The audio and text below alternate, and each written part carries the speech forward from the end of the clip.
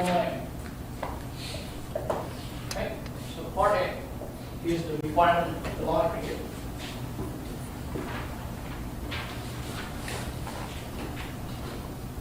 This line is passing through 2 points. -6, -2, 3, that's one of them. And the other point is -7, 3, and 0. Okay.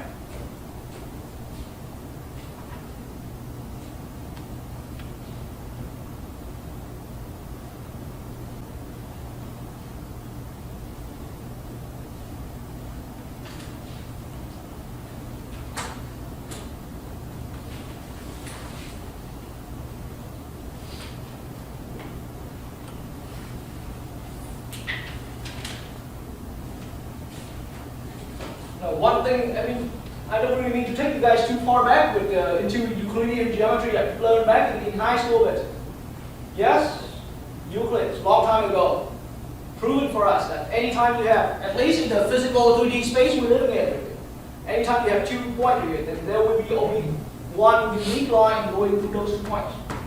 That's guaranteed thousands of years ago already by Euclid. That's why we developed a whole field that's called Euclidean geometry. Okay? But now, see, think about one of that point is here, the other guy is here. So there has to be that unique line going through.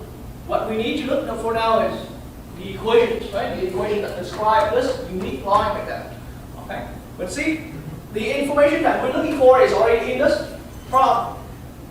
There will be some vector that parallel with this line, some vector that points in the direction, right? And then you can choose one of the 2 points right there to be your locating line. I mean your locating point. See what I mean?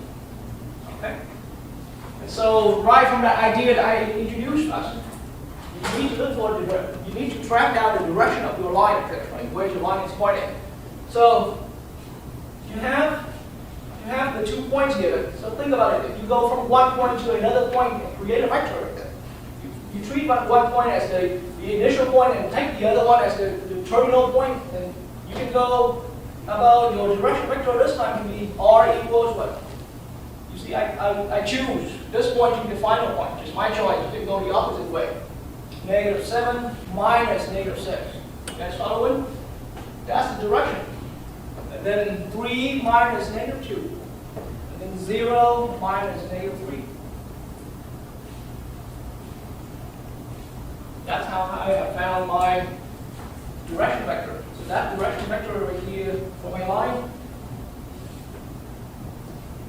is going to be, that's making it -1 here first. For the first component, this is 1, actually no, miscalculation. 4, and then all agree.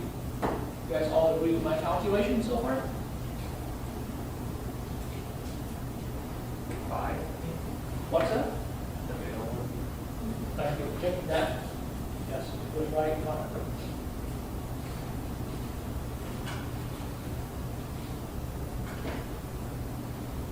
I don't know why, but I've been teaching math for over 10 years, but when it comes to those series, that I'm just not any better than my third grade boy at home.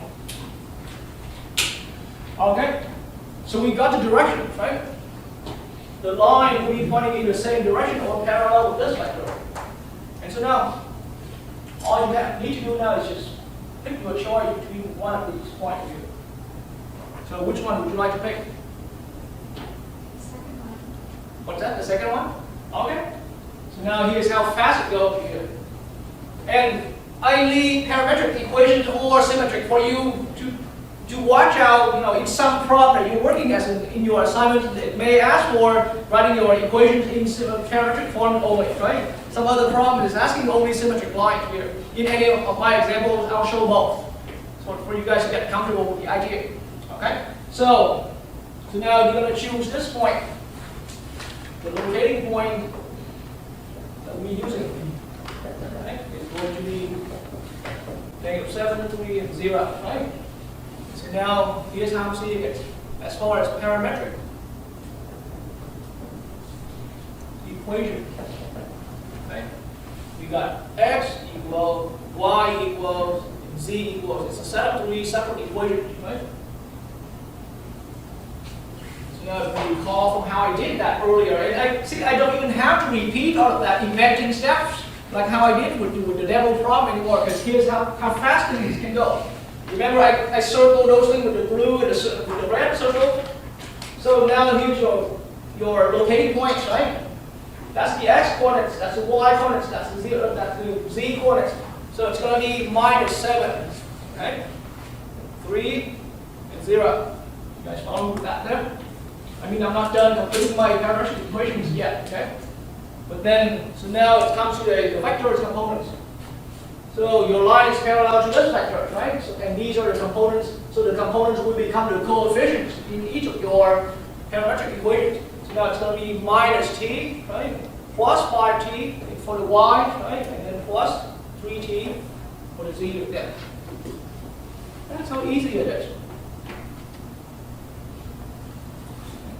And now it all becomes, I mean, in a cleaner version, x equals -7 minus t, y equals 3 plus 5t, and z equals 3t. Looking good? That's what it is. So if you are asked, so like I said, in any of my examples, I'm going to show you both, right?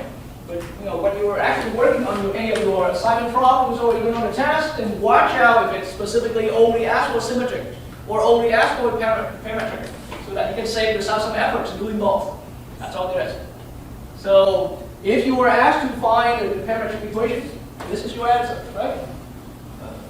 Yes. So it's going to have a different answer for the final, which is the equation is going to be different.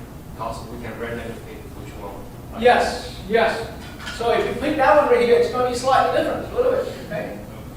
It's not going to be the same. Yeah, but I'll show you. And then symmetric equation. If you were asked for this, right?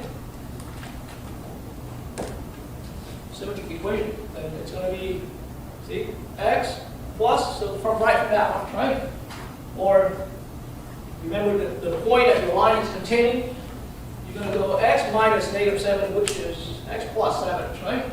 And then you multiply the -1, the corresponding x component of your direction vector, and then that will be equal to z, oops, incorrect already, y minus 3, right? This is the value, the components of your locating points, right?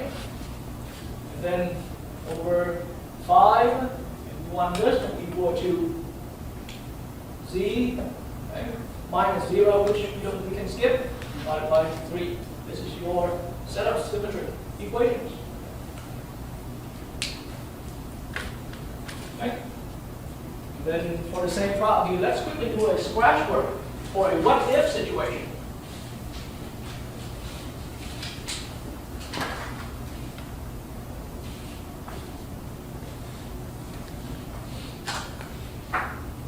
So I was following with that suggestion to use this point here, right?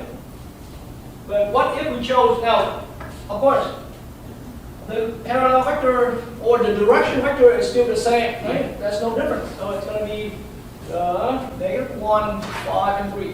Are we good? Okay. That's the direction vector. But now, if you choose the other point being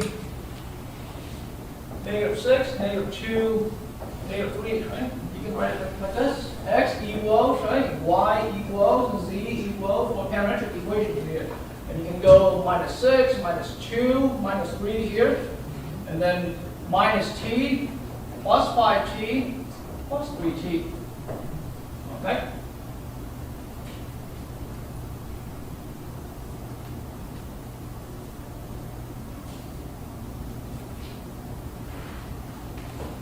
Be slightly different answer. It looks slightly different, but it's for exactly the same line at that.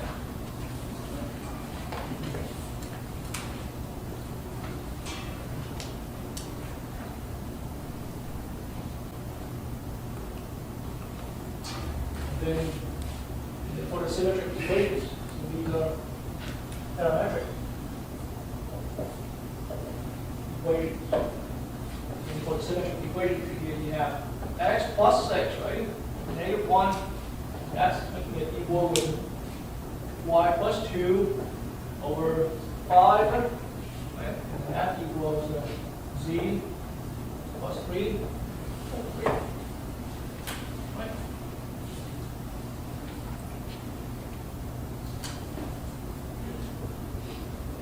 Yeah. One more question about Yes. when we define the direction vector, we choose initial point and the final point. Is it a problem to switch those points? Makes no difference as well. So we, So you can also go this vector with Mhm. that, okay? So meaning you can subtract that with that, and your direction vector is opposite. so basically we can receive up to 8 answers for one question. Yeah, but let me tell you, your vector actually shouldn't matter too much. Just think about this.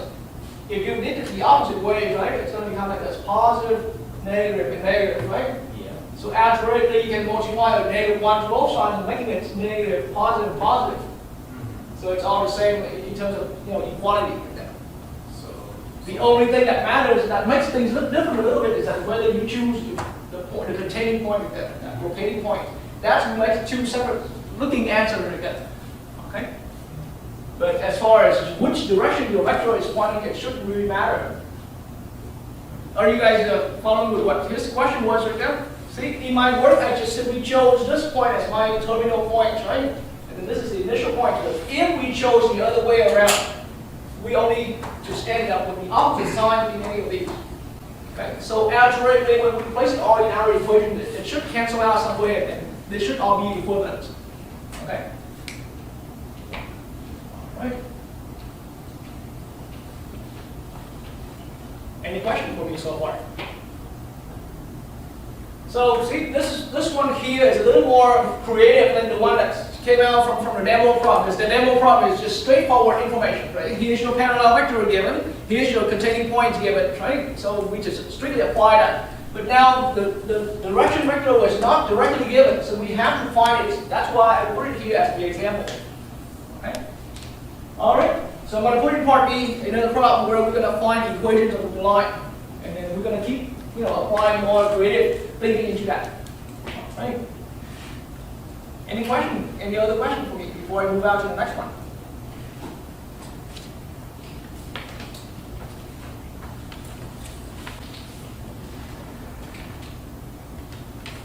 All right. So in that case,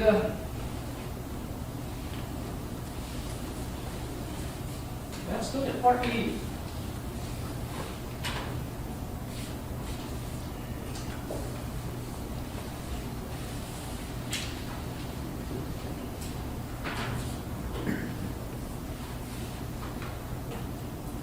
Alright, about I want a line that's passing through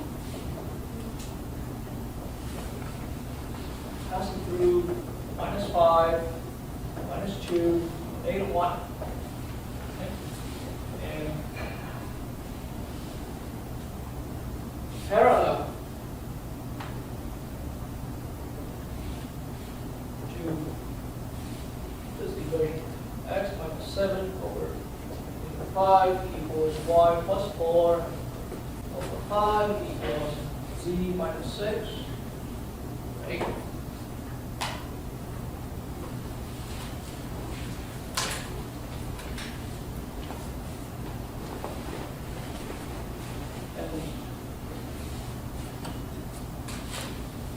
Just to start making a note here, that when you read any textbooks, your textbook that you use here at this college and any other textbook out there, see, I could have also used this symbol here, like all these three equations to describe a line. Okay? So usually textbooks, authors, right, including a lot of professors, they write line as an L here with a colon, right? This line is described by three equations, or the same line right there is described by three equations right there. So it's just for you to know. Okay? And so just like that, we're looking for the line, but the line we're looking for is currently parallel to this specific line right here, described by this set of equations. Am I making sense? Okay.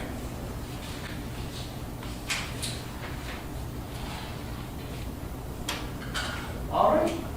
So before we get in, so this line right here that's already given. What's good about these numbers we're looking at in the denominator?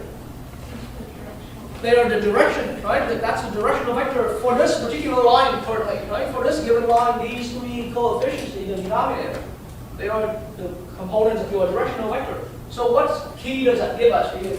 Is we want this line we're looking for to be parallel, right, with this given line. And so, as far as the direction, your vector R over here, right?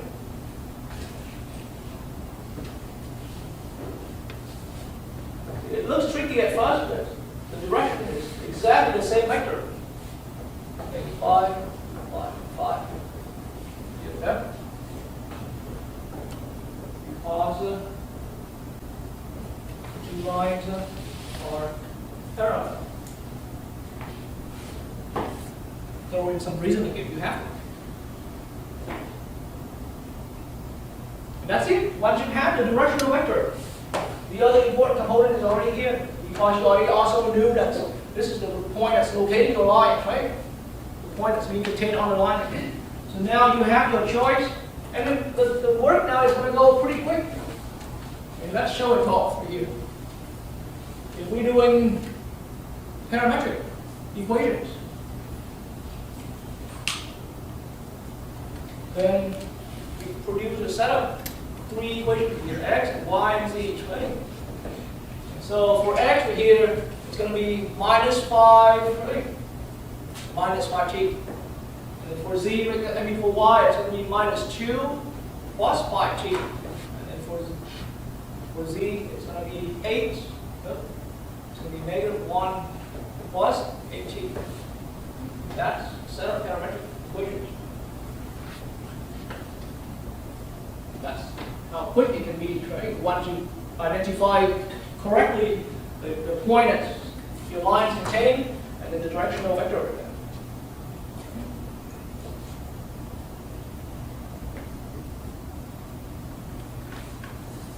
Then symmetric equation. It's just a matter of bringing those over, so it's going to be x plus 5 divided by minus 5. Okay, let's make that equal with y plus 2 over 5, and that's also equal with z plus 1 over 8. That's the set of symmetric equations.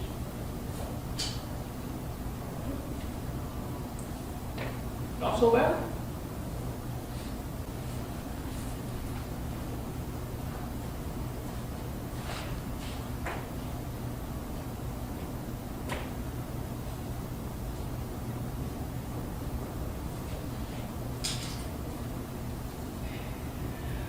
And then think a little bit outside of the box here. We're not completely done with this problem yet. I think we're done, but I want to put in some more explanations, sort of like as the impact of this problem here. Some other times, when you're working with the main idea of this problem is that the line you're looking for already has a point at locating it, but it's going to be parallel to some other line. So this other line right here, the same equation, but this other line, and who knows, sometimes it may be written like this, in parametric form. See what I'm saying? No? So it could have been, it was a y, yeah, so x minus 7, right? Over negative 5, so that means now we're looking at x equals 7 minus 5t again. This is parametric form again. So I'm just talking about the exact problem, but it could have been written in parametric equations as the set of equations for that same line again.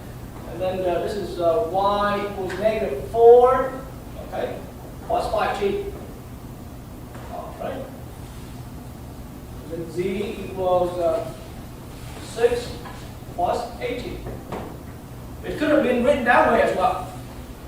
Right? The main idea is that it's the problem. We already know the line has this point contained, but then it's parallel to another line. But in this case, I purposely wrote that the line could have been written in parametric equations. That given line again. That's all there is. Something to raise your awareness. Okay. So make a note of that. Like this same line, we can circle that equation, that symmetric equation earlier, and indicate with a note that it could have been also expressed in the parametric equation like that, right? When you're working with your problems out there.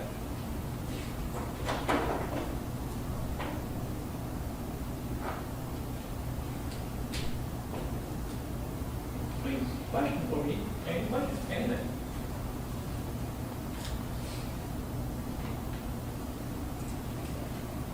And then there will be more problems that trigger our creativity about how to come up with equations. But as far as the basic one right now, let's finish with example 1. I'm going to move out to example 2 here, where we're stepping into a different class of problems. Okay, so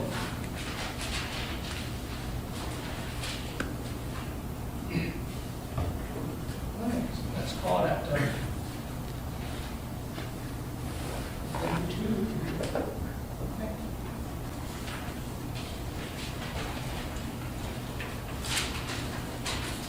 Now, in this example, let's start out with a given line. So let L be a line trying to describe by the 3 equations. So this is, let's go with the simple. X equals -4 plus 8t. Y equals 3t. Z equals 5 minus 7t. Okay? And then, again, like to note right here. Could have been x plus 4 over 8 equals y over 3 equals z minus 5 over -7 as well. Okay. Just the point is, instead of parametric equations, it could have also been symmetric equations for the exact same problem, right? So be flexible on that. But the main requirements of this problem now is that we want to find, after we know this given line, we want to find the points, okay, where this line L right here intersects, okay, intersects the, okay, guys, give me some creative thoughts right here. So you've learned that in 3D space, there's there's 2 walls, right? There's or just X, Y, and Z over here. Pick any 2 letters over here. X, Y, and Z, pick any 2 letters. 4. What's that? 4. No, just the 3 letters. X, Y, and Z, pick 2. Pick 2. M, L. What's that? M and L. No, I mean, among the 3 letters here. X and Z. What's that? X and Z. X and Z, thank you. The X, Z point. Okay. So when I wrote my notes, I kind of prepared that for you guys to make your choice.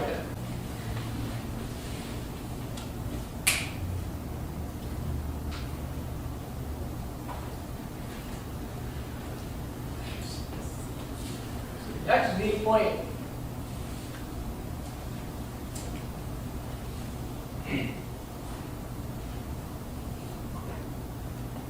So back in that lecture where I was introducing, getting to know about the 3D space, then this is the x-axis, right? This is the y-axis, this is the z-axis. So x-z plane right here, this is the plane that I'm talking about. Sounds good? But what's special about the x-z plane? What happens to the y-coordinates? Y-coordinates equals 0. That's the key thing with that. Because the plane here, see, as far as the name is the x, z, so the y variable is missing, right? Out of the whole 3 x, y, and z, the y name is missing, right? And so that means, so on the x, z plane,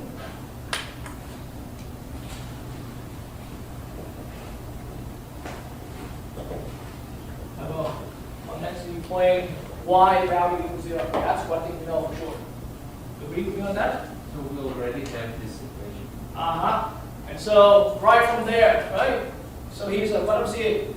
You're going to set, because parametrically it's like this, right?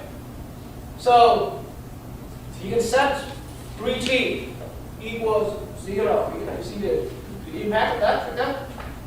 T0. Yes. And so now, once you set, so that's the next consequence. That means your guess, your t value equals 0.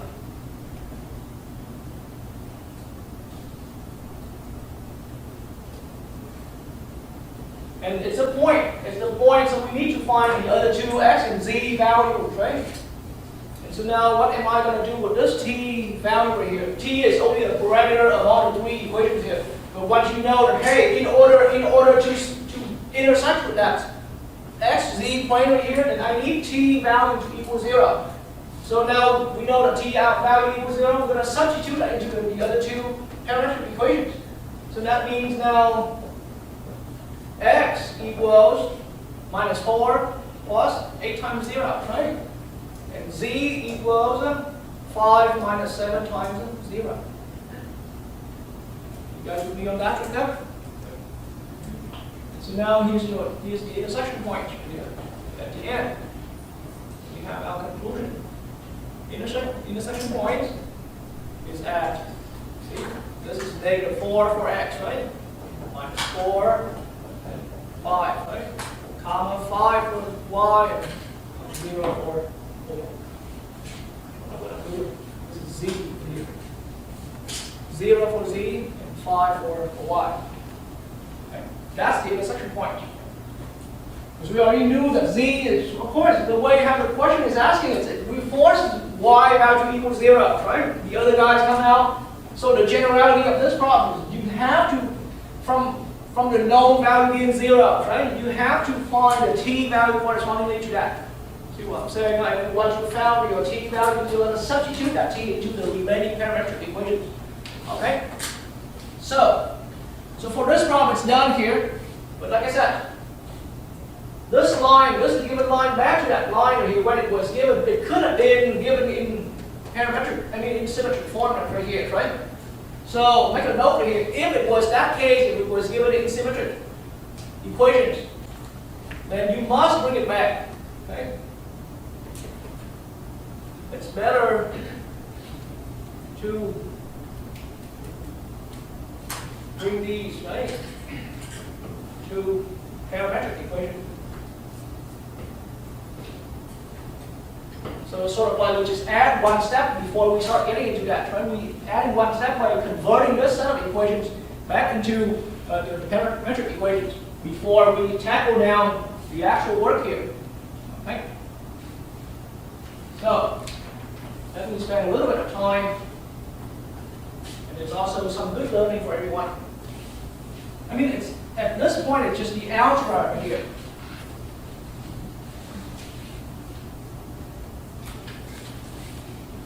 Just think about this. Our goal is, if we're starting out with an equation, with a set of equations for a line that's written in symmetric form, right?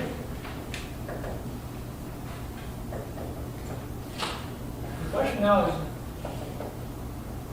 how to write, right? How to write this in parametric. You see what I mean? Okay. I'm talking about the same problem here, but if we were given the line written in symmetric equations, then it's better that we rewrite this set of equations into parametric equations. But how do we do that? Just think that any of these, since they're all equal, right? We have our right to put that. Okay, they can all equal to some arbitrary scale of t or s or whatever you want to name it. Just not x, y, and z. Okay? That means, so in that way, that means x plus 4, you have the right to equate that with t, right? To produce x plus 4 equals 8t, and then leading to x equals negative 4 plus 8t. See how I'm doing that trick there? And then in the same way, you have your right to equate y over 3t, right? Just any of these, all these threes, they're all equal, and they're all equal to one scalar value. And so you can also lead to having y equals to 3t. That's how it's done. Okay? And then, yes, the last one, z minus 5 over negative 7, you can make that equal to t right there. And that leads to, after solving for z minus 5 equals negative 7t. And now z equals 5 minus 17. You have just now produced the set of 3 parametric equations. That's how you convert from a symmetric equation, right, back into parametric equations. Okay. You guys following with what I was trying to explain with that? All right. Then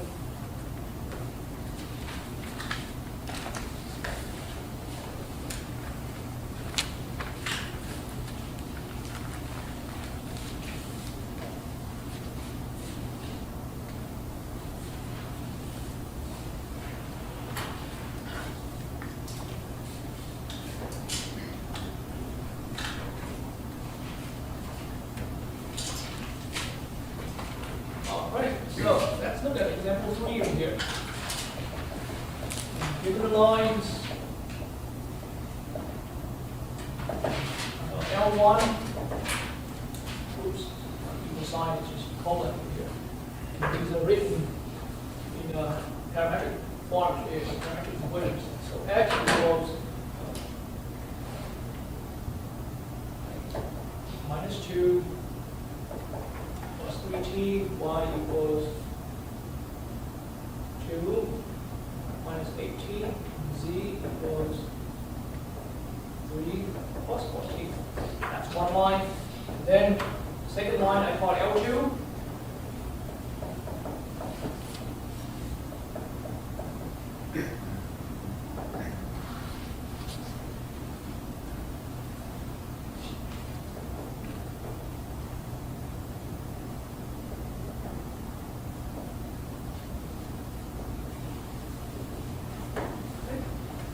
So if it's two different lines, then make sure just use different parameters name. Okay, don't use t and then t again, that's all. So I'm using s as the parameter for the other line. S, not s. Well, I hope I made it any better. Sorry.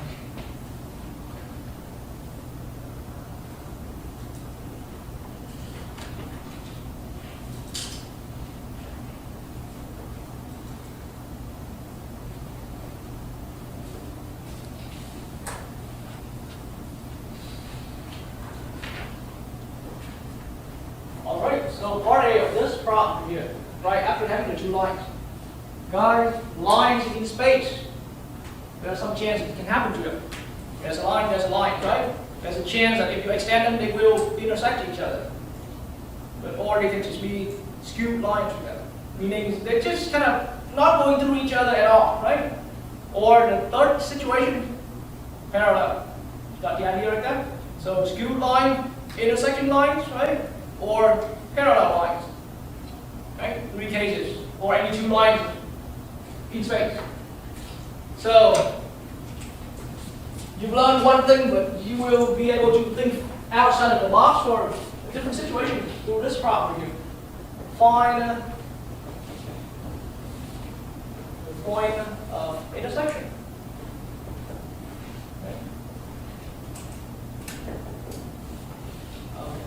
L1 and L2. Point of intersection.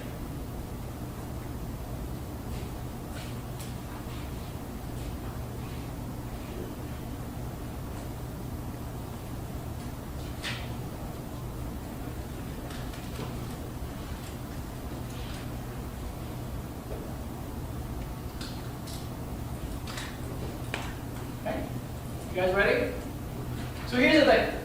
Didn't I just explain earlier that, hey, there's still a possibility that there are skewed lines, right? Or they're parallel lines, right? So how do I know if they will intersect? To find the point of intersection. The point now is that if they intersect, if they would intersect, right? How would we find that point? So you don't have to write this all the time, but if they intersect, right? If that was the case, then how do we find the point? If they intersect, then the x value on this line have to also be the same x value on the other points, right? On the other lines, right? Because they come through at one point. The intersection point is being contained on both lines together. Do you guys agree? So that's why the x values on line 1, parametrically defined as minus 2 plus 3t, the x value on line 1 must equal, if they intersect, right? Yeah. The x value on line 1 must equal the x value on line 2. You guys see how I'm setting it up right there? Okay? And likewise, 2 plus, minus 18, the y value on line 1 must also agree with the y value on line 2, which is a different set of parametric equations. Sounds good like that? Okay? And now my advice. You see, so what you have just now produced for yourself is a system of equations, right? 2 equations, 2 unknowns. Sounds good? 2 equations, 2 unknowns, t and s, right? But then what about the third one? So, my advice, hold on to the third one. Okay, hold on to the third one. Because technically, it also has to satisfy 3 plus 4t equals minus 9 plus 5s, right? Because we have up to 3 equations to make sure they are satisfied. So we only need to pick one. I mean, we only need to pick 2 equations. And here I chose to go with y, x, and y. You can also go with y and z, right? Leave the x equation out on hold. The point is, we pick 2 equations to set out for ourselves a system of equations. Okay. So back to this system of equations. What do you guys see? We can rewrite that as, see, I'm going to bring all the variables to one side, right? And then bring all the constant terms to the opposite side. So I'm looking at the 3t, okay, minus 4s to equal, that's making it minus 9, right? And then you have minus 8t, right? Minus 7s for here. And that's equals 24. Check my calculation, please.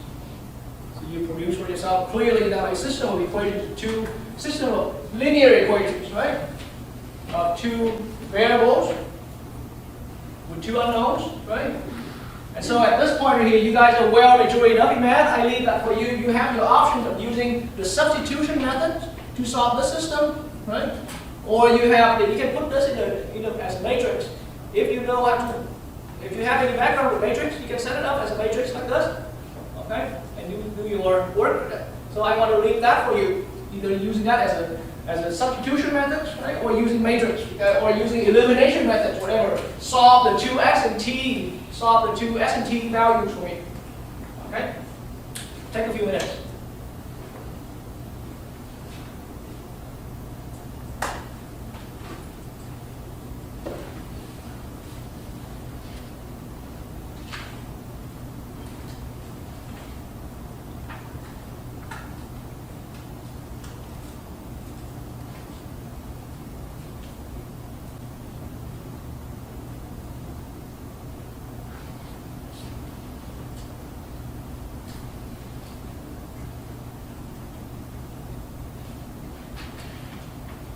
One more update. Anyone got the answer?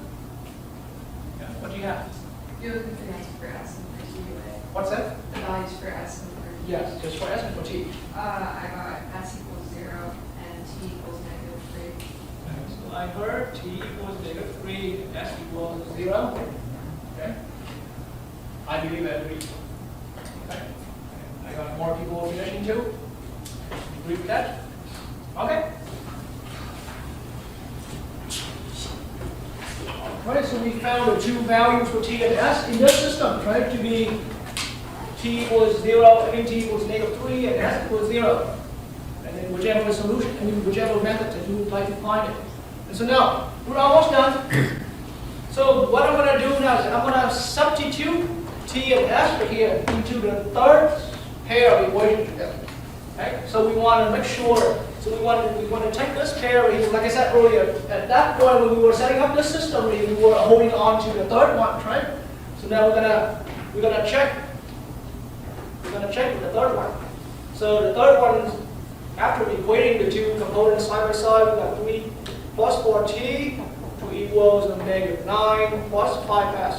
So does this solution satisfy your third equation as well? Meaning maintaining equality. So you can quickly check, right? I mean, question mark right now, we're looking at, on the left-hand side, 3 plus 4 times -3, right? And that makes it, then on the right-hand side, it's a 9, -9, right? Plus 5 times 0. Okay. So, yes, it's equal, right? The 2 sides are equal, so it's satisfied.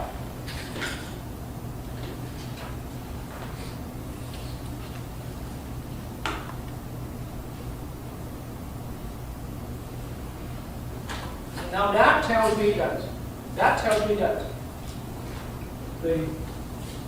the intersection point is at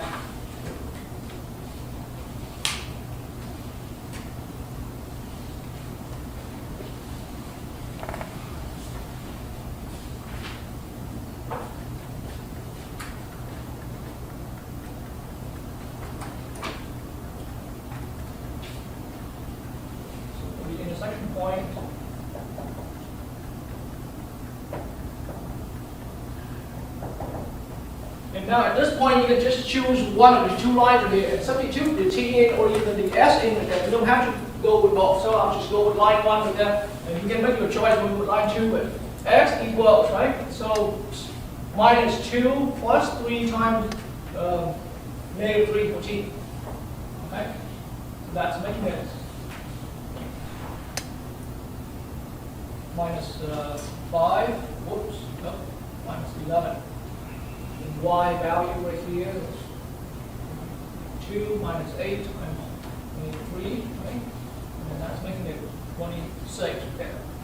Z value here is going to be 3 plus 4 times negative 3, right? And that's making it negative 9 again. So that final point here is at negative 11, 26, negative 9.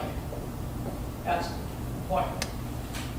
And you could have also done substituting s equals 0 into these guys here, making it easier. I could have done that. For some reason, I chose the other way around. Okay? And now exact same result.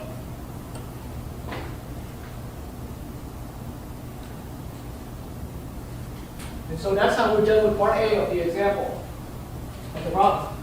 But I want to make a critical remark here before we completely done and close down part A and then making our way out to part B here.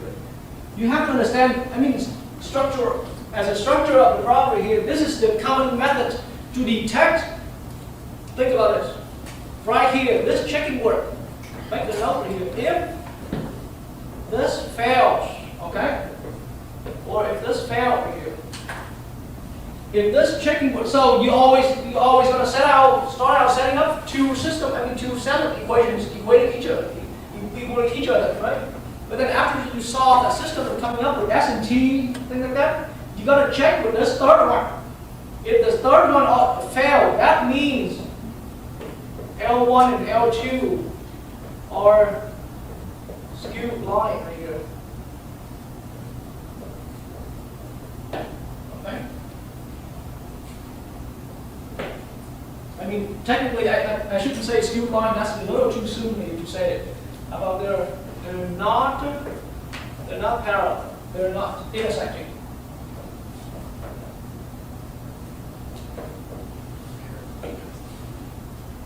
Right? They're not intersecting. If not intersecting, could be parallel, right? Or it could be skewed lines. But how do I know so quickly that there are skewed lines? Because their directional vectors are not parallel with each other. That's why I know that in this case there are skewed lines here. But this is also a way to tell.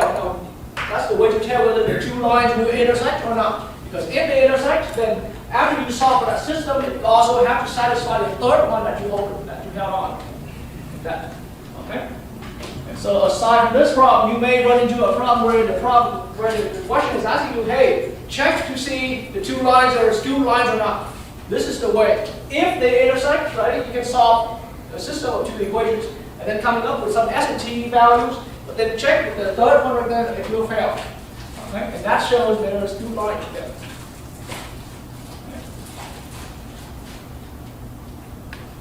So now, let's look at part B of the example. So now you know upon the result of part A, you know that the two lines are intersecting, and they intersect at that point with them. This is the part where like I said earlier in the beginning, we apply our understanding in terms of cross products, dot products, and keep those in mind. So, find the angle. Because now we know that they intersect, right? Okay, they intersect, so they have to make the angle. And let's talk about the small angles, right? Of the intersection. So find the angle at the intersection points. How about if we decide with a smaller angle?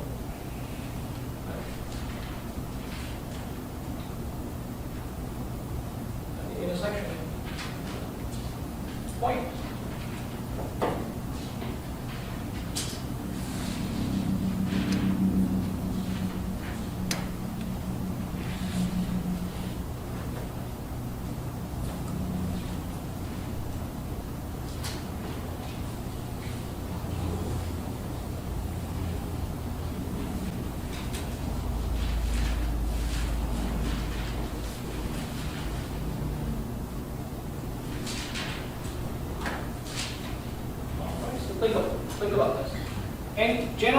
any line it has one directional vector, right? And the other line has a different directional vector. Right? Do you already know the two directional vectors here? So for line 1, let's call that R1 here. The direction vector for line 1 here. What is that? 3 minus 8, 4. We know that right from this, the parametric equations. And then the vector for line 2 here, directional vector for line 2, R2, we go 4, 7, 5. Are we good? It's just a matter between the two vectors. How do we find the angle between these two vectors? Isn't that thing you have learned already? Okay. What do we do here? Cosine of the angle, right, equals the dot product between R1 and R2 here, divided by the magnitude of R1 times the magnitude of R2. Right? So good practice for everyone again. Go ahead and calculate R1 and R2.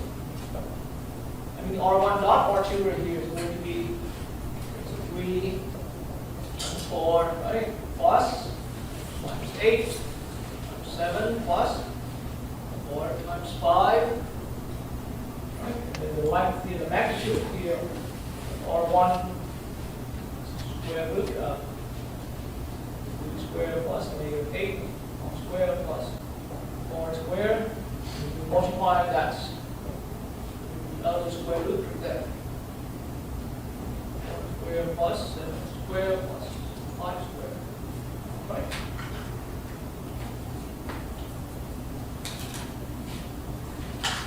Go ahead, just get that right hand side first.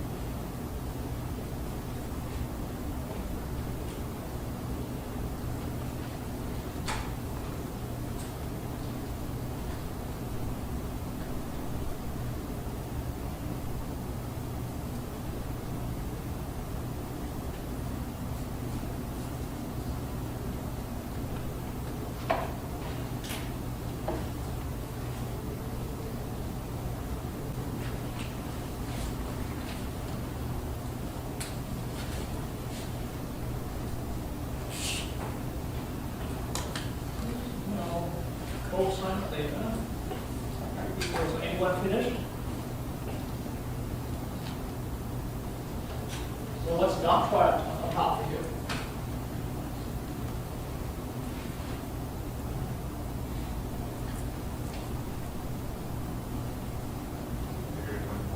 What's that?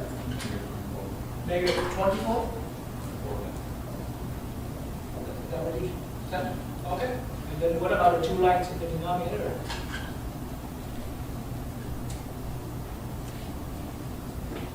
I got over 89. You got what? 90, 89, and 90. 90. Okay.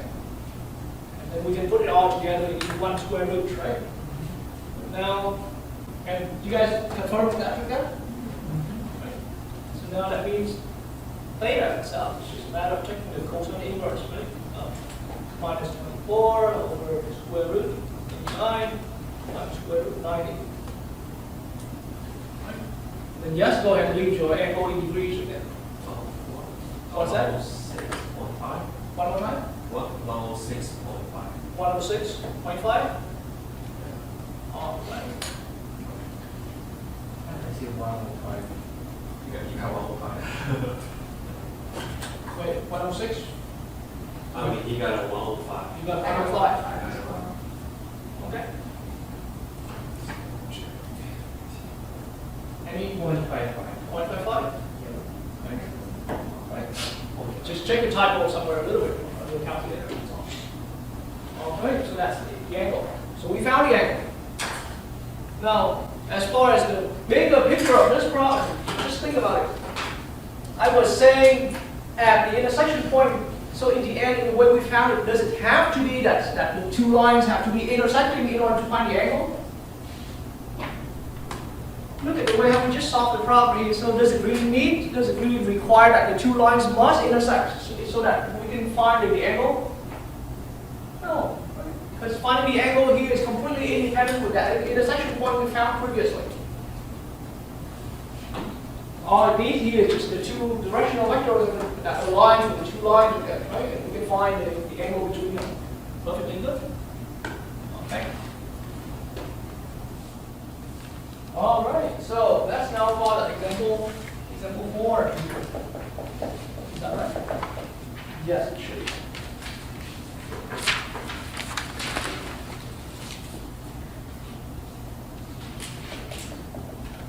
Find the equation.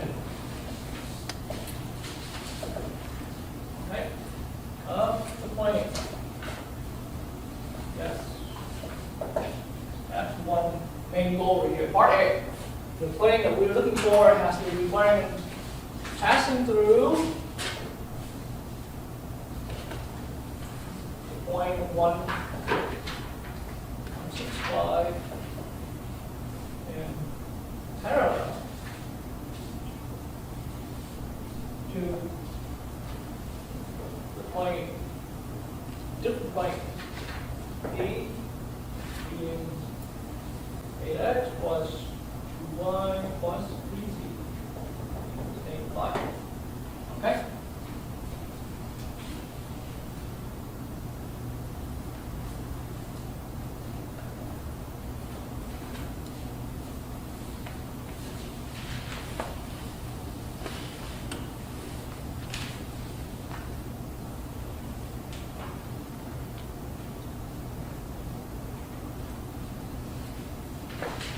It's going to be fun with these problems.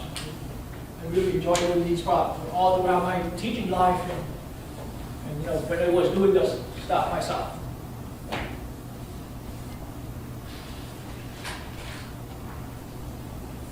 All right. Finish writing down the questions so far? So, the key ingredient is right here. The plane is parallel with this given plane here. Okay? And I made that brief demonstration earlier. Okay? The plane here, and there's another parallel plane, so that means they all share the same exact normal vector. See what I'm saying, huh? Okay?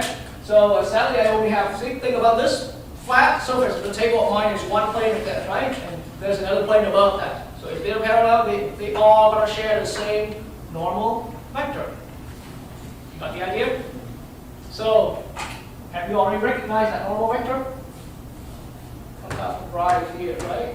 Two plane being parallel, so we can assume this 8, 2, 3 here to be the normal vector for the plane we look for. Okay. So in that way, just say plane, right? It's parallel to the plane P right here, right? That's why we can quickly draw out the information that the normal vector n has to be 8, 2, 3. Sounds good? That's it. We already found most of the information because the locating points are already given in the problem, right? All right. So now let's start setting it up. So we're going to go x minus 1 times 8. Yes.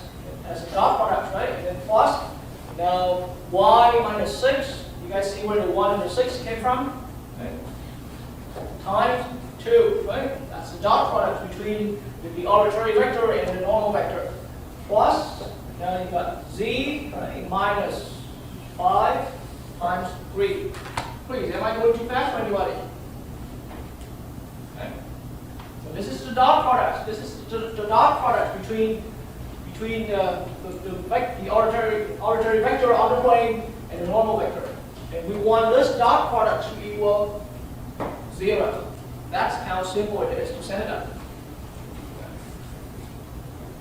Okay? So, I mean, you can technically stop here and say, hey, this is my equation, right? But no instructor is going to love this equation like that. I mean, we want some kind of final simplified equation. See what I'm saying there? Okay, so now it takes now just simply distributing out these coefficients, right? Yes, and then you can take your time doing that before I can get to it. So 8x minus 8, right? Plus 2y minus 6, right? Plus 3z minus 15 equals 0. Are we good there? 2y minus 12. Oh, thank you. I'm thankful to have you guys in front of me. All right, so now it's going to be, see all of that 8x, right? Plus 2y plus 3z. See how it looks almost identically the same with the left-hand side. I mean, it is identically the same on the left-hand side already, right? It's just going to be a little bit different on the right-hand side, that's all. All right, so we bring the minus, that's making it minus 20, right? And then minus 15 right there, so that's going to be positive 35 on the other side, right? That's your equation right there. Beautiful, right? Yes? What's the 35 years on the graph? It doesn't really mean anything. It just, as a final result of adding up all of these coefficients and throwing them on the opposite side, that's all. There was one time long ago when I was a student just like you, I even mistakenly thought that it was, if we take the difference between 35 and minus 5 here, I thought that was the difference between the space between the two planes, but it turns out it's not. Okay? So it doesn't really have any meaning. It's just the summing up of all of these leftover values there after we push them all on the right-hand side. Okay? Sounds good with that problem right there. So the main goal here is, once again, when we were doing lines, I pointed out two things that you always need to nail down. Just like that, when we migrate over to plane, there's always two main factors that you got to look for. Once you found the normal vector, once you know the locating points, it's that easy to set it up, the equation. Okay? And so, ready for another one? Just one question. Yes. Can we divide both sides by some coefficient? Oh yeah, oh yeah. So it will be the same. It's still the same equation. Yeah. I mean, because now once it's an equation, then just the algebra is still as usual, right? You can divide both sides by a common factor if you recognize it. It doesn't violate anything. Right? Yes? Good thoughts. Any other clarifications that needed? And then keep asking questions. In the meanwhile, I'll just go ahead and write down the new question, the new example problem.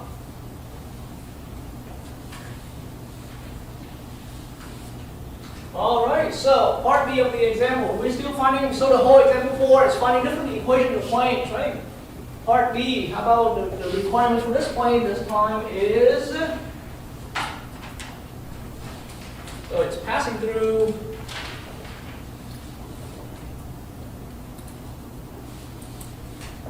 negative 1, 6, 6, okay? Negative 3, 6, negative 8, negative 2, 1, 1. There you go.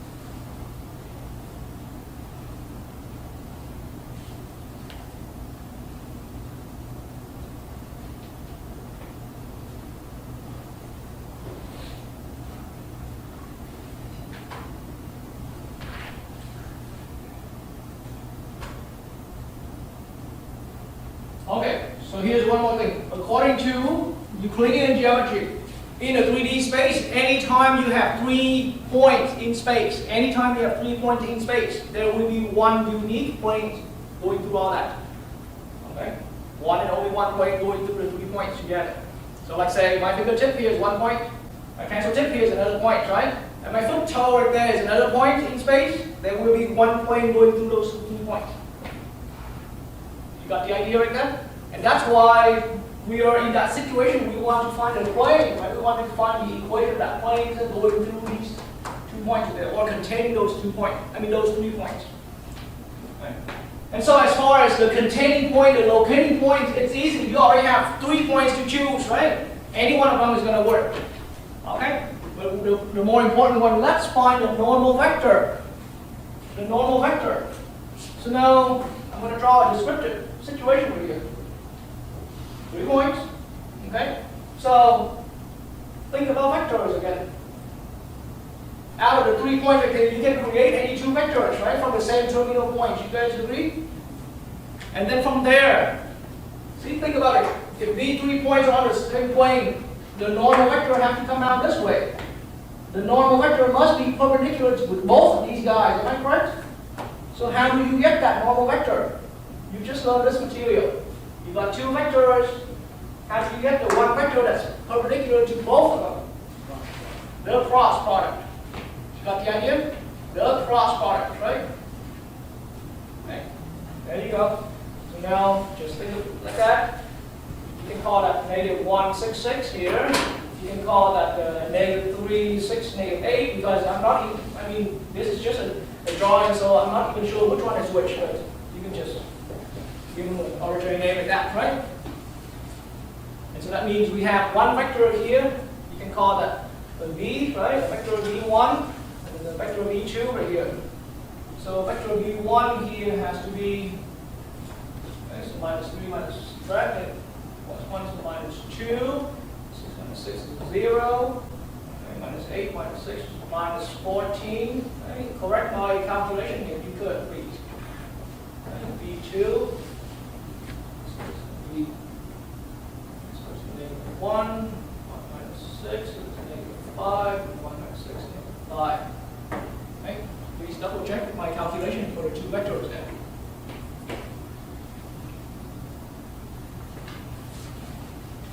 Now the normal vector comes out, just the ijk thing, right? Take the cross product, and then -2, 0, -14, -1, -5, -5. Now guys, make sure you check my vectors calculation before I go too far into the cross product, okay? I'm moving completely no calculator up here, so when it gets to that, I'm just as bad as anybody else can be. Okay?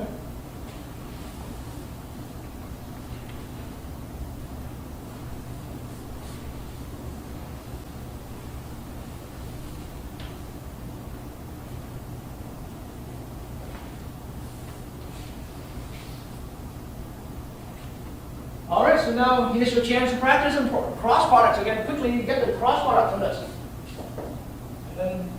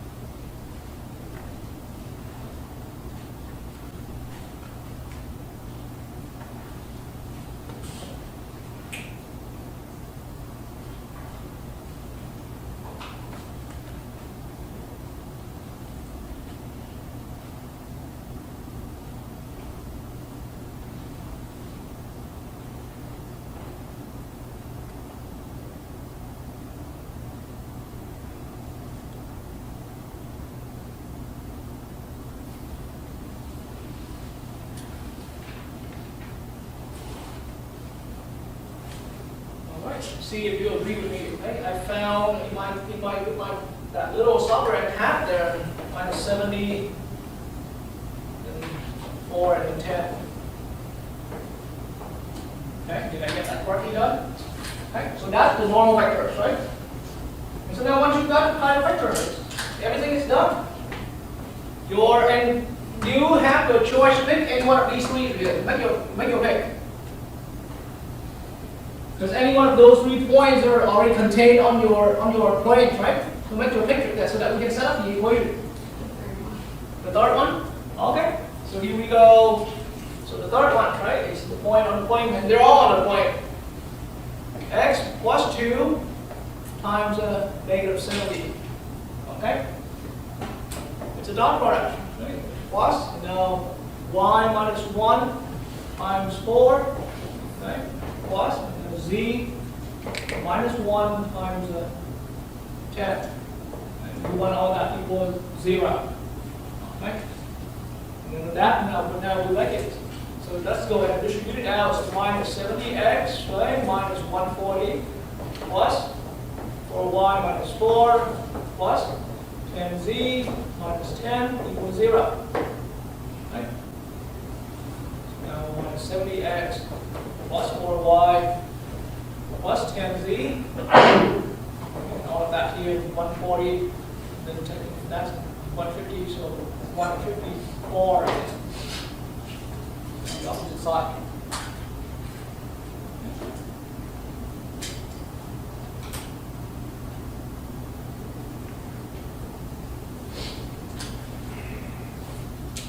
That's for final equation.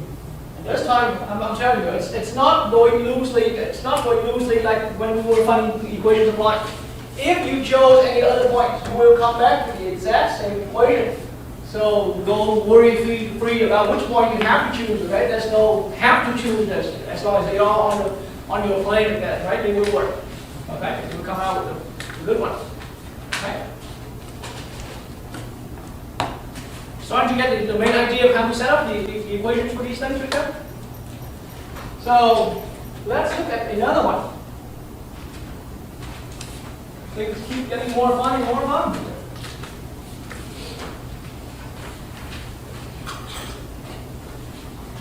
So this time, what I'm looking at here, we want to find the equation of the plane. The plane this time is containing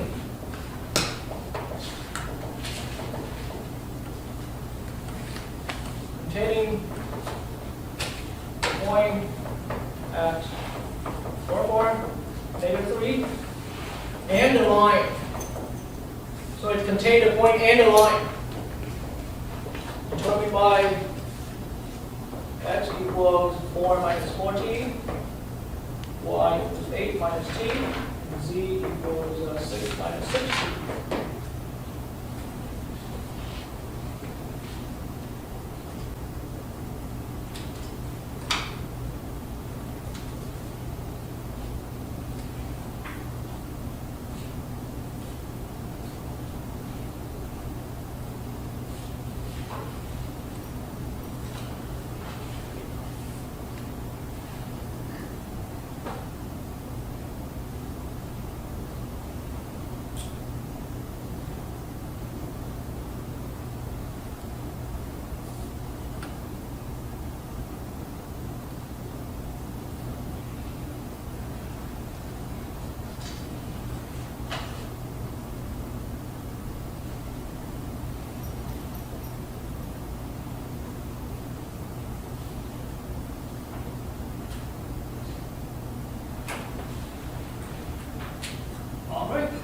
So another Euclidean geometry thing. This is a line, right? So you know your plane is, this line is on your plane. That's what it's saying. The plane is containing that line there. And then also containing some other point. The point can be here, the point can be here, right? But as Euclidean geometry is saying, anytime you have a line, right, and a plane there, just that will be uniquely defining one point there. Okay, so if it's a point up here, right, it's a different point. The point down here is a different point. But as long as the plane containing the line and the point there, that plane will be a unique one. Got the idea?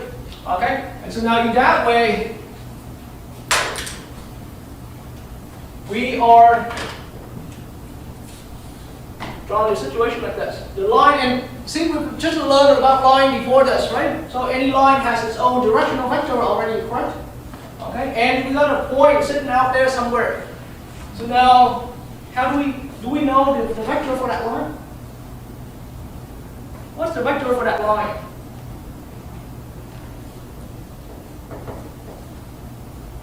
-4, -1, and -6, right? Right from that parametric form. So -4, -1, -6. Going good? So that's the vector, the direction vector of the line over here. And so now here's the next thing. So you can pick any arbitrary point on that line, right? Think about picking any arbitrary point on that line like that. And so, I mean, we pick a point on that line, and so it's quite simple. Picking a point on that line just simply means right from there.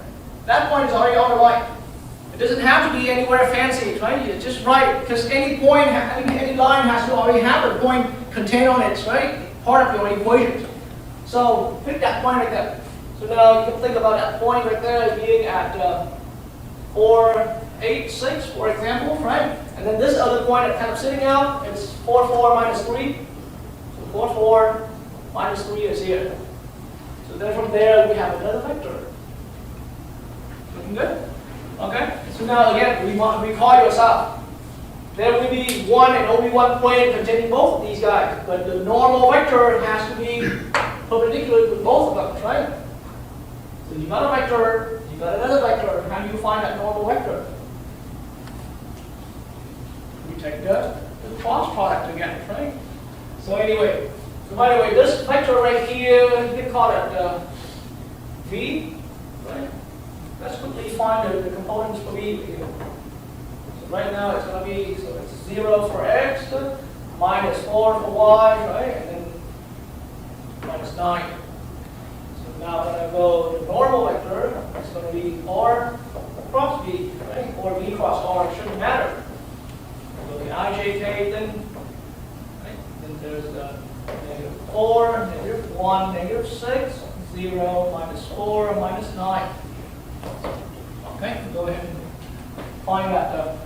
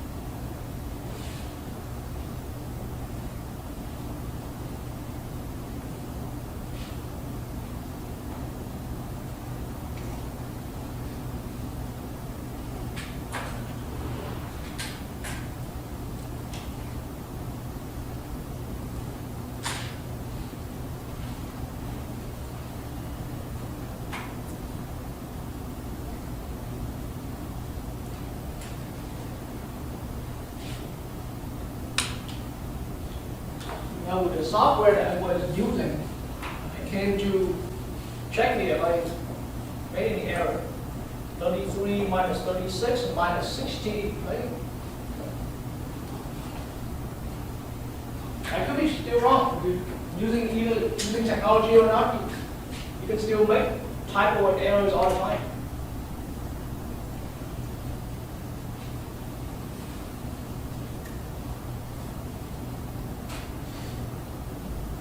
Should be a -4, right? Yes, my typo. We have a typo.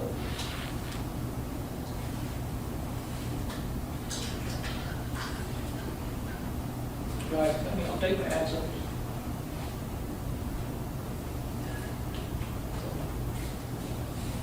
Negative 15 here. And then the last one is positive 60. Yep. Negative 15, negative 36, and positive 16. Right.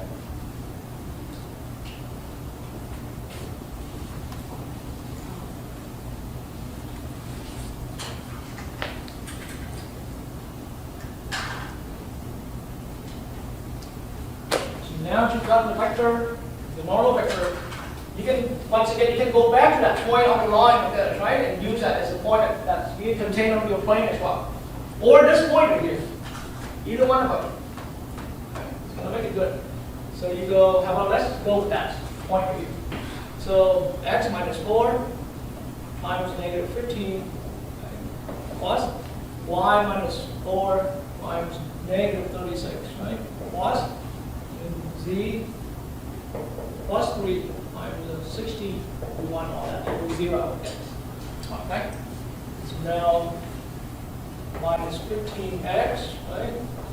Plus that's making 60 plus, and that's now minus 36.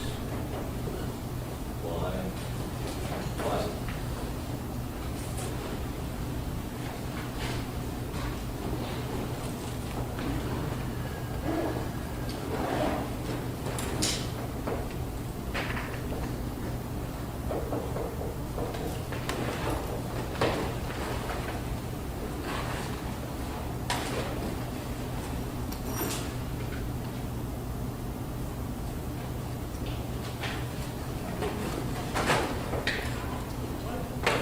You're going to subtract the values over.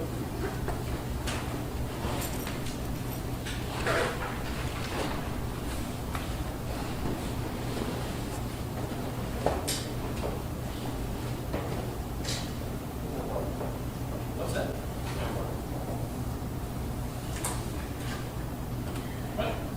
And yes, you can, whatever value there, subtract over.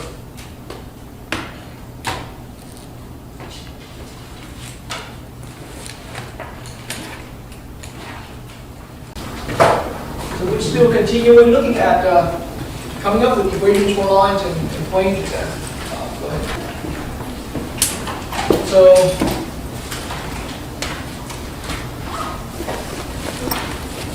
continuing with this. Line, point.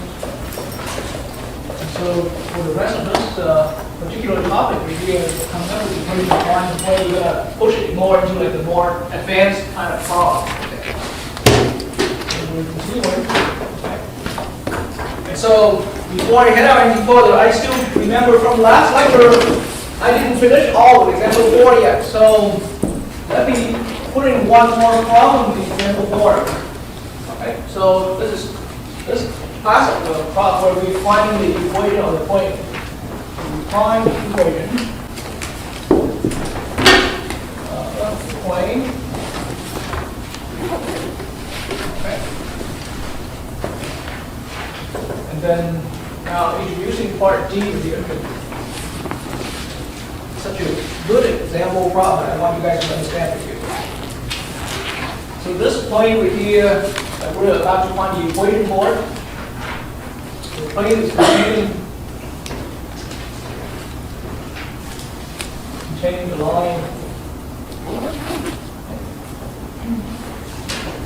L here is pretty fancy. X equals 4 minus 4t, y equals 8 minus t, and z equals 6 minus 6t. Actually, I wrote down the wrong one. Sorry, I wrote down the line. Wrote down the wrong line. Sorry about that. Containing this line here, the line here is 7 minus 3t actually. 7 minus 6t and minus 7 plus t. Sorry about that typo earlier. Then, so containing the line, and not only that, right? It's going to be orthogonal, meaning perpendicular. Orthogonal to another plane. That plane here has equation minus 6x plus 7y plus 5z equals -6. All right. Go ahead, specify writing it down.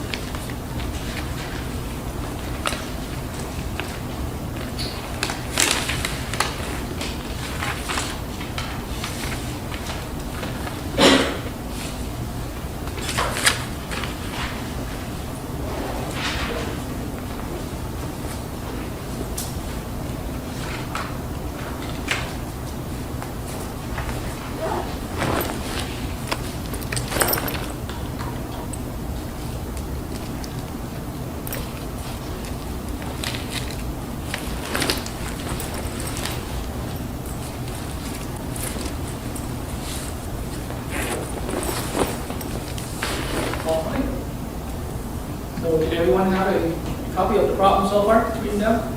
Okay, so the reason that I really should not skip this particular problem here in example 4, because I want you guys to have some more experience with that. So the situation is as following.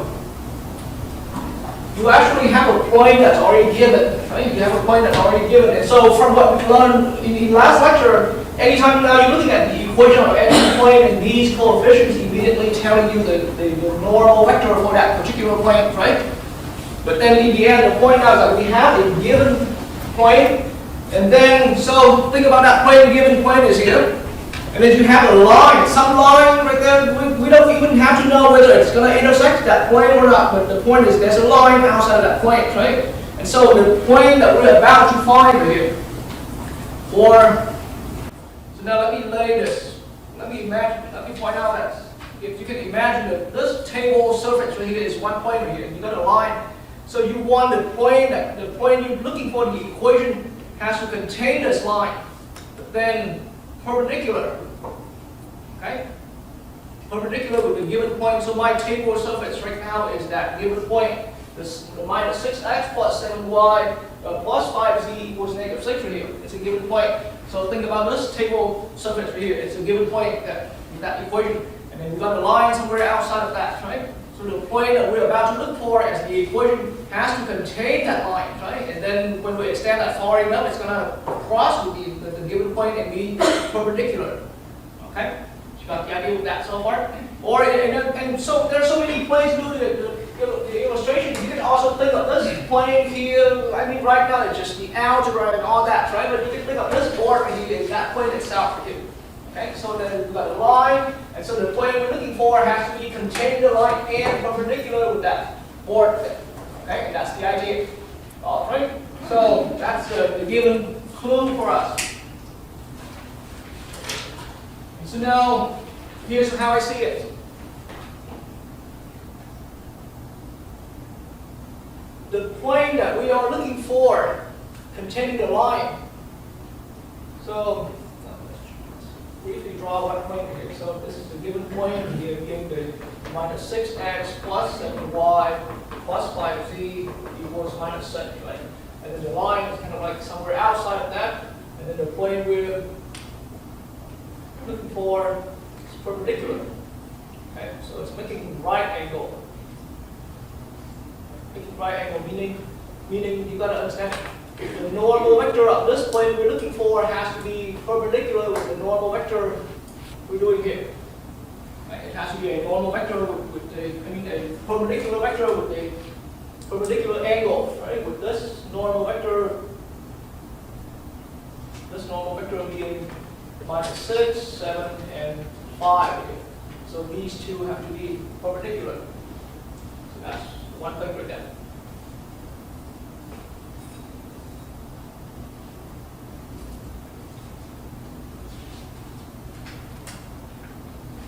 Now there's one more clue that we actually can track down here. So what about the line? What's special about this line here? I mean, what's good about what information can we use from this line? This line has the equation parametrically defined like this, right? Now, so from the last lecture we learned that these coefficients here point out the directional vector for that line. Am I correct? Okay. And so now, surprisingly, the normal vector for our plane that we're looking for, this plane I'm shading right here, the normal vector for that plane turns out to be just simply the cross product. Okay?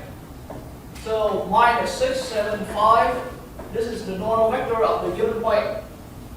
You need to take the cross product with the directional vector for this line right here. Are you following with me on that? Okay. Okay? And so that was minus 3, negative 6, and positive 1. Okay? And so now, once again, here's your opportunity to practice with working on the cross product here. We're going to produce the IJK thing. Okay. And, minus 6, 7, 5, minus 3, negative 6, 1 here. Go ahead and obtain that. Go ahead and obtain that normal vector right here. I mean, that cross product vector.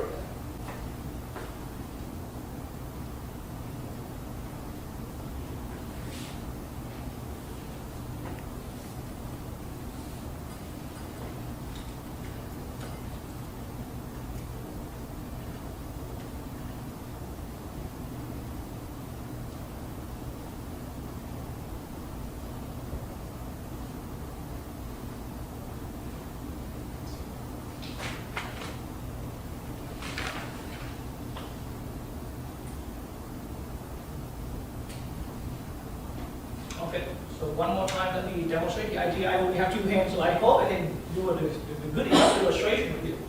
And I have to use this table surface. Okay? So this is the reason why I have to take the cross product here. So let's say you got, my table is one of the planes, right? My table surface right here is one of the planes. The plane that we're looking for, the equation is this plane right here. Yes, let's now, I'm standing this up perpendicular with that other plane. And then so the line is contained on this plane that we're having, right? The line is contained on this plane that we're having. So there's the table. And so the plane is perpendicular, 2 planes are perpendicular, and the line containing on this perpendicular plane. So the normal vector right here needs to be perpendicular. It's normal vector, right? It needs to be perpendicular with this plane right here, and also and the normal vector of this plane right here coming in and can align with that. And so that's why, this vector that being the normal for the plane we find here has to be the cross product. So the normal vector on this plane we're looking for can also align with the same plane again. You guys following that? Because the plane that we're looking for here is already perpendicular with that plane given.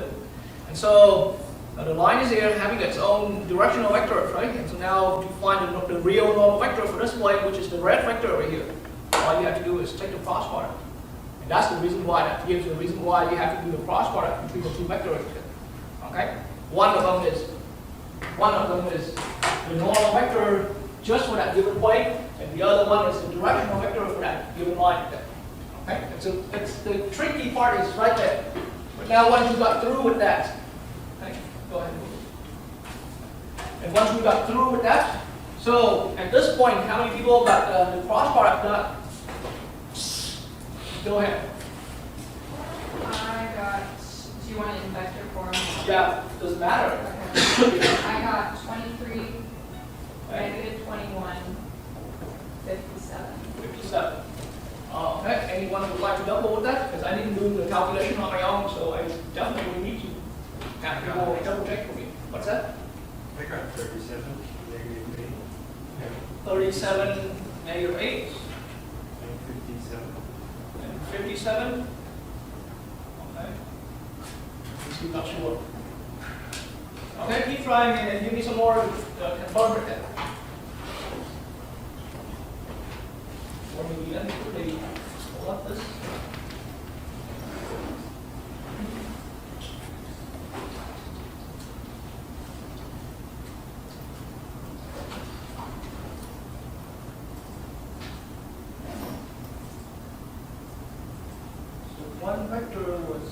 Actually, negative, the middle one, negative.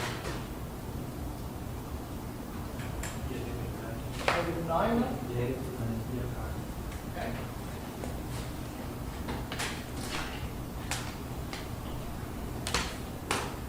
Is that negative 9? Yes. Okay.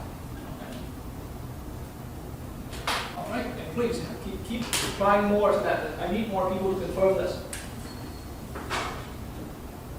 And then the first person who gave me, you can double check your work as well.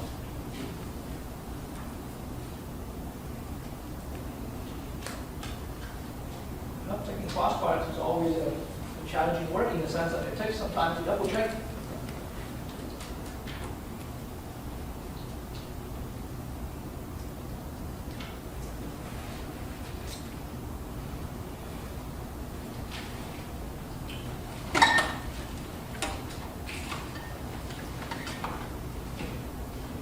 All right, so just now I did my own calculation and I believe I agree with the second answer that you given to you. Okay, you double check your as Yeah, well? I had a negative 1 written down. Okay. so- And so, yeah, typo happens easily. All right, so the actual final cross product vector over here is positive 37, negative 9, and 57. All right, so now we also realize we already have the normal vector for this point that we're looking for tentatively, right? So the next thing now is to choose a point. So now you have to understand that the good thing about this problem is this line is entirely contained on that plane, right? So any point on this line, any point on this line is perfectly on that plane that we're looking for as well. So any point on this line here is contained on that shaded plane that we're looking for the equation. Are you following with what I'm pointing out?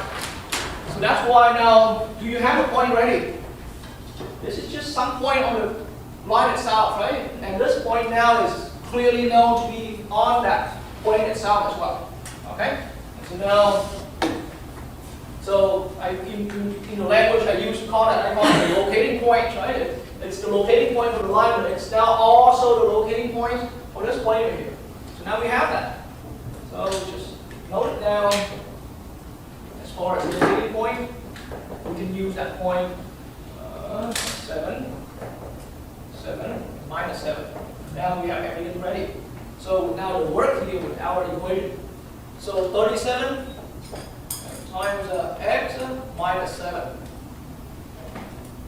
plus, and we're looking at minus 9. Okay, that's the coefficient of the vector as a component for the vector, for the normal vector, times y minus 7. Okay, then plus, another one we're looking at is 57, right, times z minus negative 7. Okay, and all of that here. So this is the dot product between the normal vector, right, and then any other arbitrary vector between, between a point and some other arbitrary point on the plane to that given point, that locating point. So that's the formula I would like anyone to get a hang of. And so we're looking at, so we're just distributing out, right? So you guys go ahead and do the math here by distributing out all of these coefficients and then bring all of those non-zero terms, bring all of those non-variable terms to the opposite side. Okay? Or you can also leave that the same on the same left-hand side as well. But I'm expecting to have a 37x, right? Minus 9y, and then plus 57z. Okay? And go ahead and calculate the right-hand side value.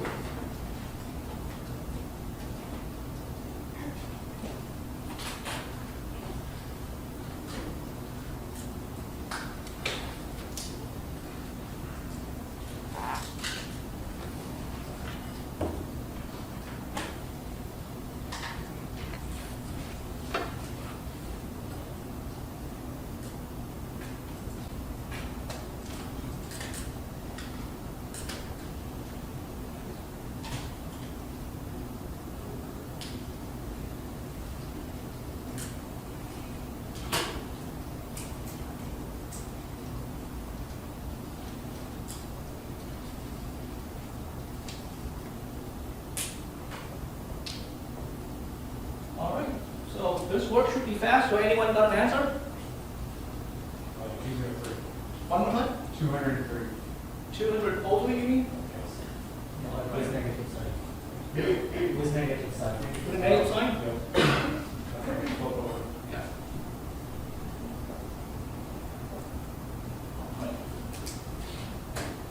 And that should be our final equation. So the concept I want to highlight here is since the 2 planes are perpendicular, right? And it's contained this line, so the directional vector of this line and the normal vector of the given plane, in a cross product will produce the normal vector for our plane we're looking for. Okay, so that's the key step therefore in this particular situation. Okay. So this function stand for Which one? the function we got in here is plan. This is not even a function, it's just an equation right there. I mean, that one right there. So this equation here is the equation for this plan, this plan I'm drawing kind of shaded here. And this other one sitting flat out here is already a given one. Okay? Yeah. But that's just really just a descriptive picture that, everything is just on a number that we don't really see the actual, facing of the plane at all. Okay, any of the planes at all. All right, but for problems in example 4, you should cover enough situations out there, when you're coming up with, when you look at your own problems for, coming up with equations of a plane. Okay? Yes? Is that the locating point for the normal vector, or the normal vector is kind of anywhere on that line? The locating point here is the point that's on the line. It comes out right here. So there is no kind of relative spot where the normal vector is coming from, it's just kind of coming out of the plane anywhere. I'm not sure what you mean by relative, but let me finish explaining this a little bit today. Now, what I explained earlier is that this locating point here, so one thing we know it's on the line, but since the line is completely contained on the plane that we're about to find the equation, that's why we can use that point to be the locating point for the plane as well. And that's the idea. Okay? But then if we're trying to look for any other locating point, then it's going to be a lot more challenging. So good news is that we already have one right there. Okay? That's the idea. Can we use those data? You put this plug in the function directly? Function. I mean, not function. I mean the -6, negative 6. No, not really, because this is just, remember, these are just the components of the normal vector for that given plane only. Right? It's not even a triplets of values to substitute it. Okay. So at some point you're going to have to clearly distinguish between where it is to be a vector and where it is to be a point. And even though eventually a point is also a vector, a position vector, as you recall from our days learning about vectors specifically. Okay. All right. Any other doubts or concerns so far? Keep asking. Because this thing here, I mean, it takes a lot of visualization to understand that as well. Okay.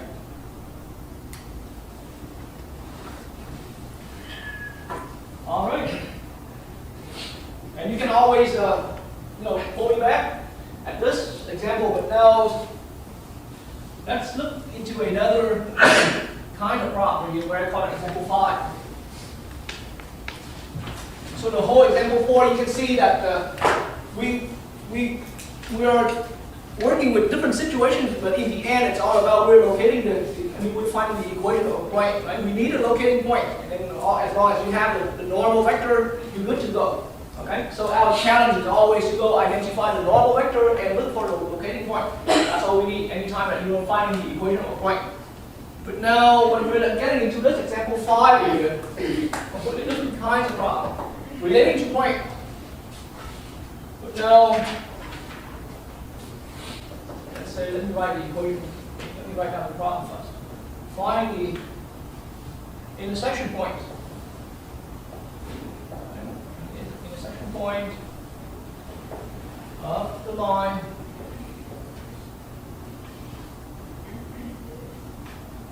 So the line here is a given line. So x equals -3 minus 7t, y equals 6 minus t, z equals -7 minus 7t. Okay. then this line here and the point minus 2x plus 1 plus 60 equals 57. Okay.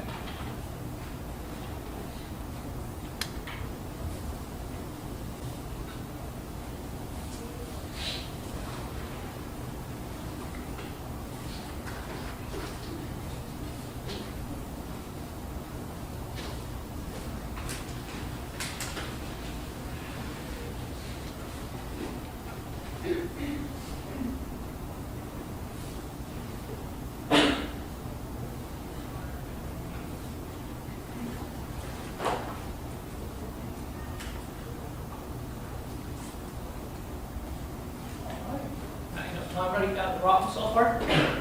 So here's my line, right? And here's the given plane. Let's imagine that this is the plane for that. This is the plane. The board here itself is the plane that has that equation minus 2x plus y plus 6z equals 57. It's just an imagination. And then you have a line. So this line we have about to have is this line that we have this parametric. I mean, this set of parametric equations. So the line will at some point, now not all lines will cross through the plane, right? Or formal term intersect with the plane. But in this case, we're told that the line here will intersect with that point. Okay? So at that point where it hits, what's the coordinates at that point? That's what we're looking for. We want to find the points, the x, y, and z of that point where this line here is crossing through the point. Okay? And then the picture should also be easy enough to draw as a hand sketch as well. So there's a plane, right? And the line is just like that. So maybe it's going to cross the plane right at some point that go through it. Okay? And then now we want to find out what's the x, y, and z value of that point, specifically where the line is crossing through that point. Okay?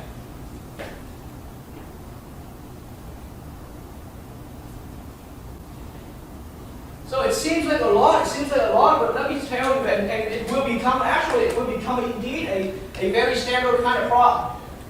Generality as a more general kinds of problem out there.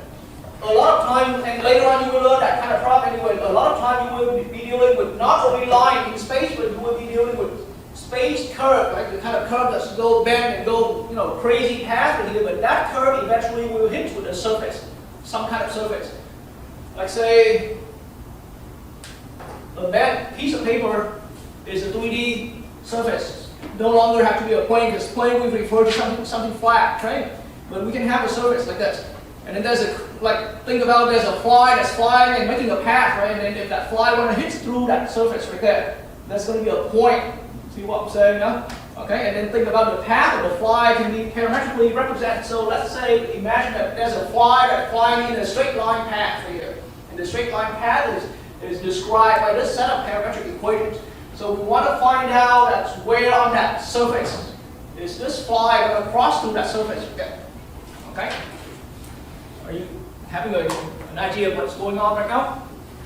And so, again, I try to bring in some generality, but in the end, the one important concept, all you need to do is think about the setup parametric equation. X here is defined parametrically as minus 3 minus 17. Agree? And then in the meanwhile, we have y equals parametrically 6 minus t. So x, y, and t are all defined in terms of t as a parameter. T is a common parameter throughout all three equations here. Z, the coordinate for z here is minus 7, minus 17. But then when this line hits with the surface, then here's the thing. So we got the surface here, or the plane here is minus 2x plus y plus 6z equals 57, right? Think about when this line crosses through that surface, then you can substitute this expression here for x. So x can be substituted by that. Are you following me with that? Yeah. So minus 3 minus 17. And then the y value on this curve plane given right here. If you want this line, or if you want this path, this space curve here to cross through that, then the y this y variable in our equation of the plane can also be substituted by the parametric definition. So 6 minus t substituted for y. And then similarly, I am now going to substitute the minus 7t for my z variable in the equation. And all of that is supposed to be equal to 57. Okay? That's how we handle it. You guys see the generality so far? We substitute all of the t expressions, right? The expressions in terms of t from each x, y, and z variable into that equation of the surface, the equation of the plane whatsoever.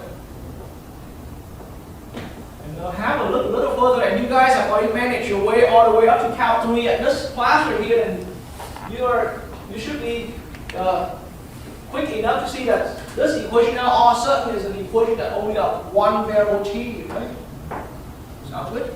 Okay, so let's go ahead, and it's pretty simple actually. So after distributing out the coefficient here, I'm looking at the 6, okay, plus 14t, okay, plus 6 minus t, okay, plus, and then actually no, this is not a plus, this is a minus 42, right, and then minus 42, t equals 57. See, and now we're going to go ahead and combine like terms and all that.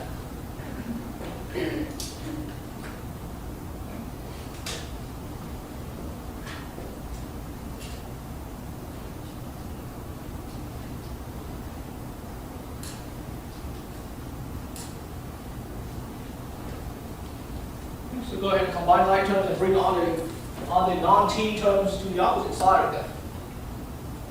So it's 14t and minus 42t.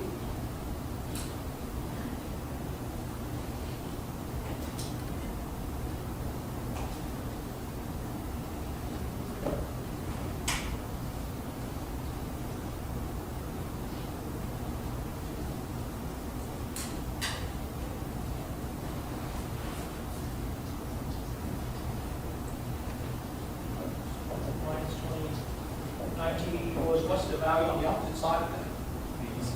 What's that? 87. 87. Okay. So now solve that. Looking at t was -3, right? Okay. We're getting closer. The point now is that this line, right, or this path right here, this space path will hit through that surface right here at the time variable or at the t parameter value -3. Sounds good with that like that? But this is not the actual coordinates on the plane yet, right? It's not the actual coordinates on the plane. So now you can just simply take this value and substitute. So remember, parametrically x equals -3, -7. Now t is substitute by -3. Okay? And then y variable, right? On the plane, on the line, right? 6 minus the t value is now substituted by -3. And then the z value here, -7 minus 7 times -3.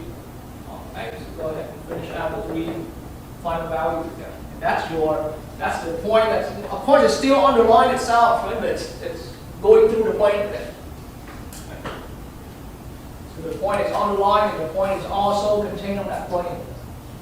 That's the idea.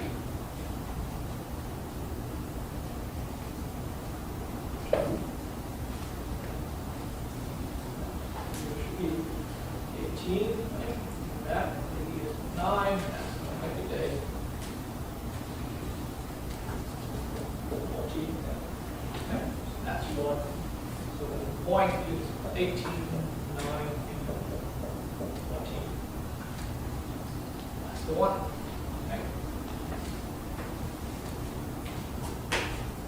I spent a little bit of time to explain because I want you guys once again to get that generality. That see right now what you have here is a line, but the point is that the line, your line here can be considered, can be seen more generally as a space curve, some kind of space path, right? And then each of the x, y, and z variable is defined parametrically in terms of t with you. Okay.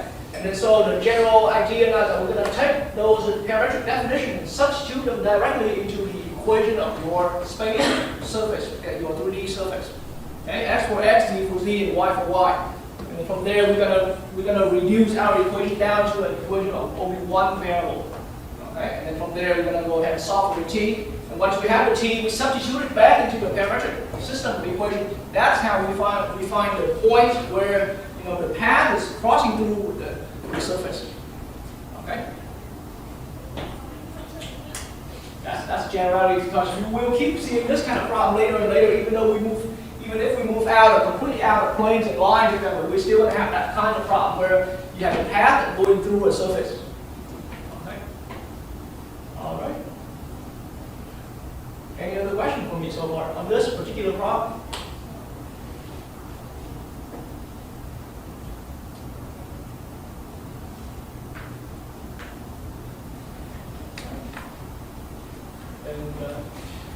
And I'm waiting for more questions. I can maybe write down the problem for the next one.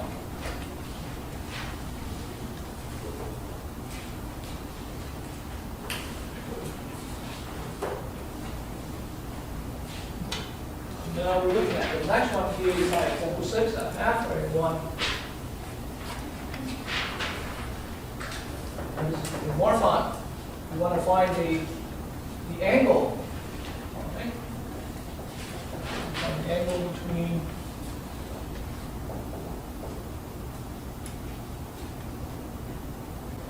the planes.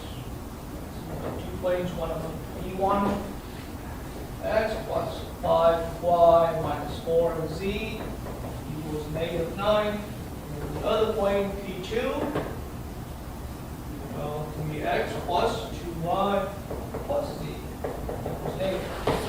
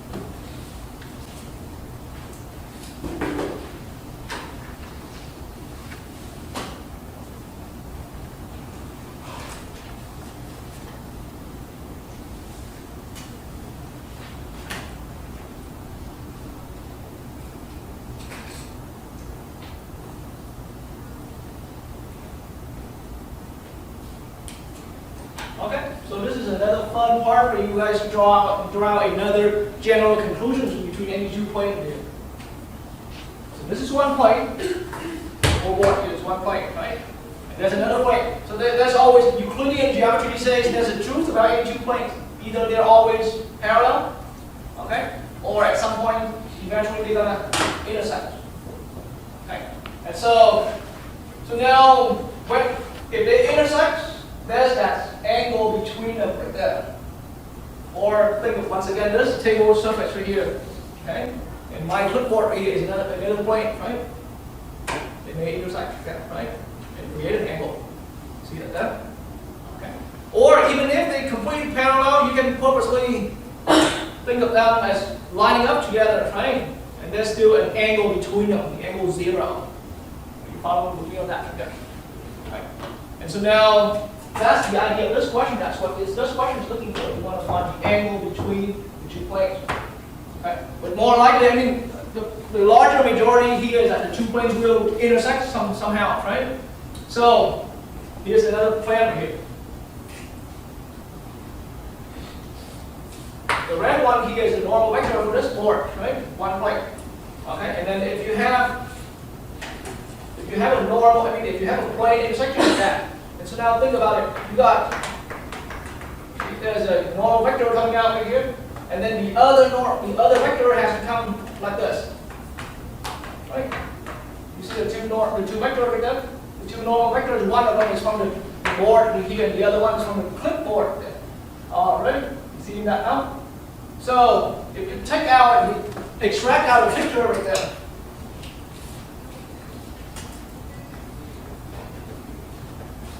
This plane has its own, and then there's another plane, right?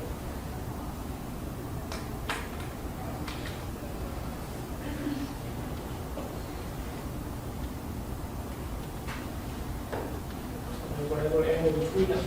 But this plane has its own normal vector, and then the other plane has another vector pointing out at that. So they make an angle with that. Okay? And it doesn't even have to be that complicated for the drawing. Just think about it right here in my piece of paper. A folded piece of paper. There's one plane. And there's another plane right here. You guys following that? Okay? And so just that right there, once again, the normal vector for one plane and the normal vector for the other plane right here, right? So if we take them out, they have to form some kind of angle. Sound good? All right. So now, right from that, our first thing that we reach for is we have to know what are the two normal vectors here available here. And so we've got plane 1 and plane 2. It makes perfect sense that that's called a normal vector 1, right, relative to plane 1 right here. Which one is that one? 1, 5, and -4, right? And then you can immediately draw out the normal vector N2 from plane number 2 right here, beginning 3, 2, 1. We good with that right there? How did 0, 9 and -1 do we? That, I mean, you see, right now we're only looking for the facing information, the direction, I mean the normal vector indicating where the plane is facing, so that coefficient here has nothing to do with the plane. Doesn't have any meaning. Yeah. Yeah, I mean, if you ask that vector, this thing here doesn't really have any meaning. It's just the word after you say, when you're deriving your equation, x minus x0 plus b minus y y0 plus c times z minus z0. Remember that equation that I was doing?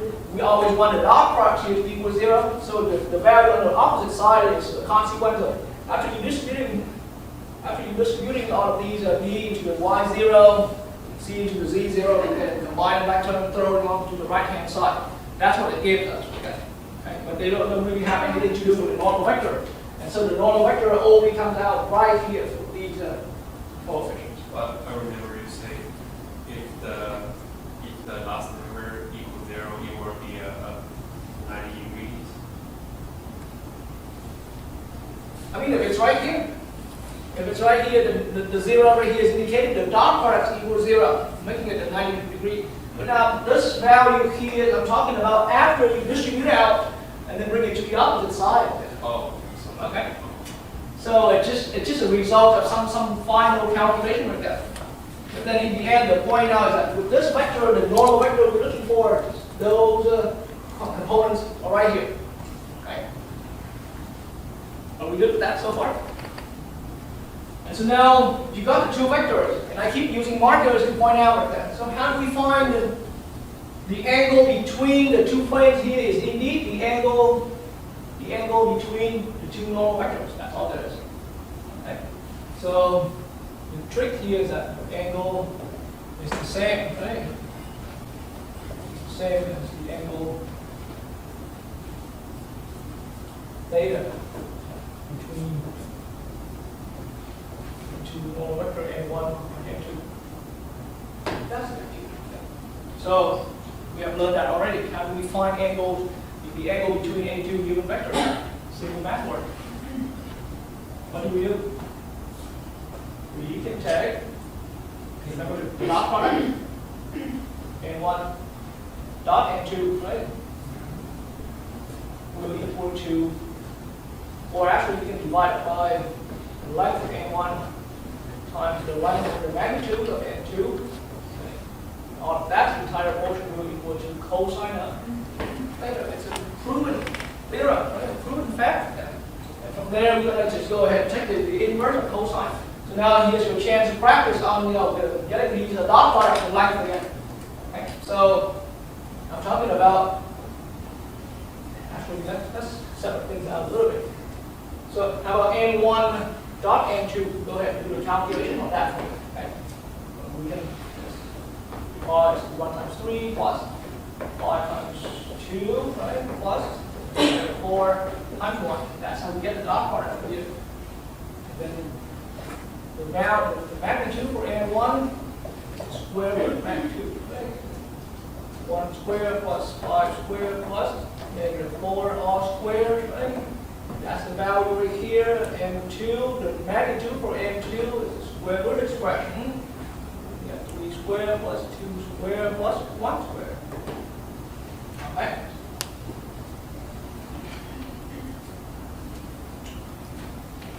This should be easy enough, that's 14, right? And this guy right here is gonna be, that's 125, so that's 69 there, plus 1 is 70. Anyone got the dot product? It should be 42. Yeah, 42. Right. 1. Oh, 42. 42. Yeah, sorry. I got that. Okay. So anyone got the dot product?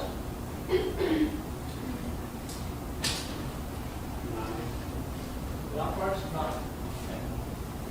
Right, so what we have here is 9 divided by square root of 42 times square root of 14, right?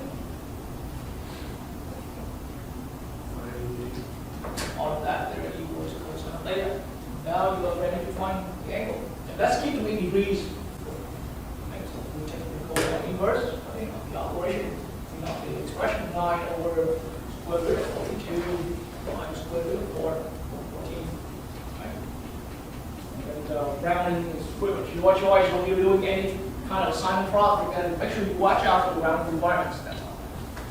Okay.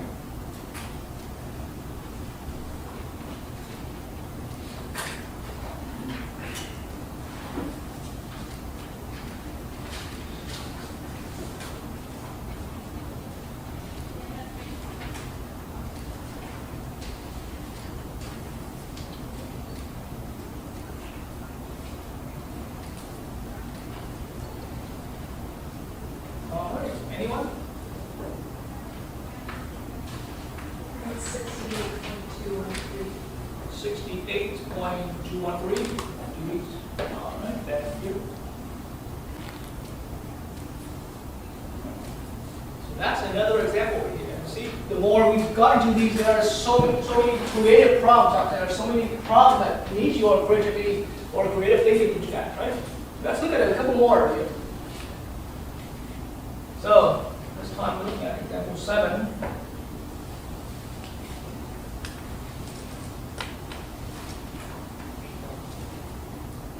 So now on this one right here,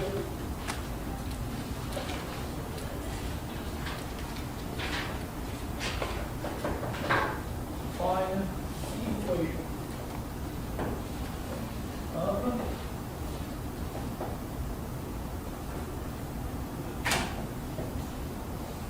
line, where equation of the line, where the planes d1 minus 13 x minus y minus z equals 0, and p2 equation minus 4x minus 13y minus 5z equals -8. So for this line, where these two planes intersect.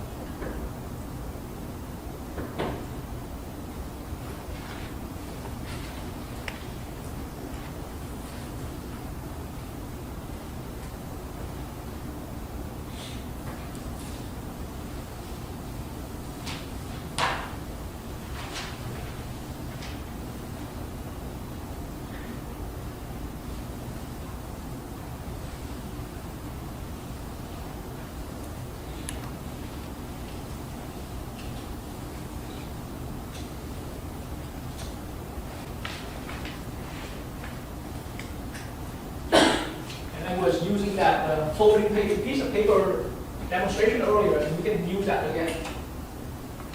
You see, after I fold like this, each piece here is one piece of a plane, right? You got two planes right here, and that's this line right here is where they intersect. You guys see that there? Anytime the two planes intersect each other, right? The intersection is a line. And we look at that there. Okay? So now we want to find the equation for that line, provided that we know the equation for each of our two planes. Okay, so this equation, I mean, this plane here has an equation, this plane here has an equation. So what's special about those two, I mean, what's known about those two planes?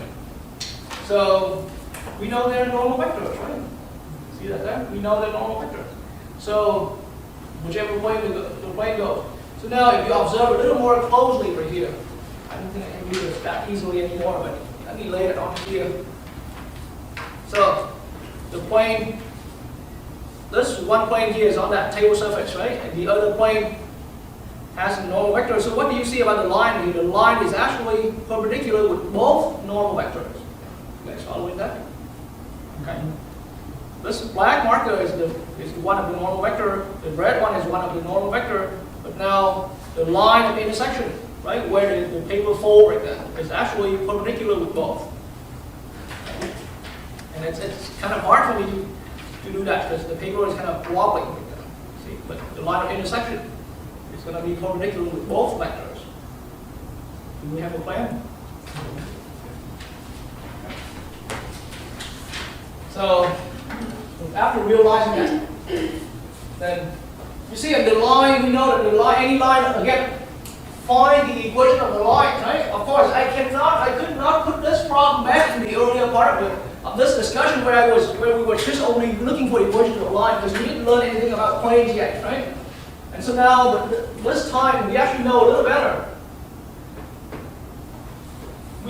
First of all, maybe right here, plane 1 has normal vector 1 and 1 being minus 13, minus 1, minus 1.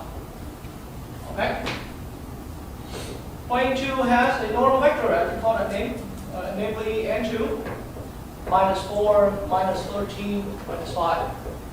And trust me, you guys will get used by, quickly finding the normal vector right out from the equation of a given point. It will come pretty quickly. So now the plane, as I pointed out in the picture that the line we're getting, right, the line of intersection is going to be perpendicular with the two normal vectors here. That means the directional vector for the line is going to be simply the cross product between n1 and n2, right? So now I'm going to go ahead and set up the cross product here because the rjk n1 is going to be a minus 13, minus 1, minus 1, then minus 4, minus 13, minus 5. Okay? So go ahead and once again find a cross product again.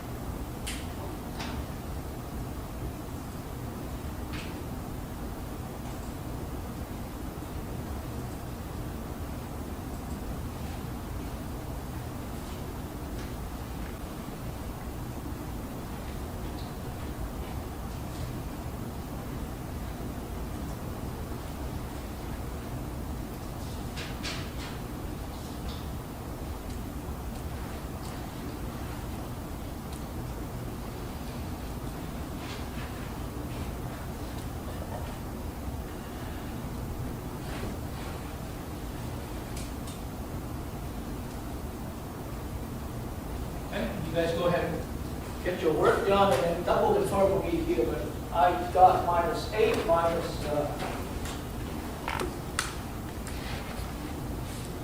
61, and 165. I definitely need you to confirm for me. Because even if using software or advanced calculator here, I can still type it all over. Okay. How many people are reading?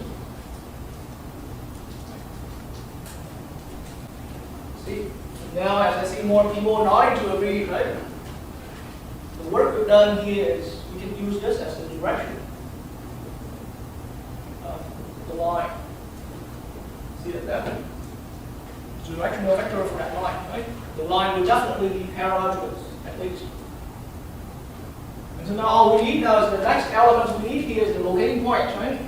So the locating point here is a little challenger here.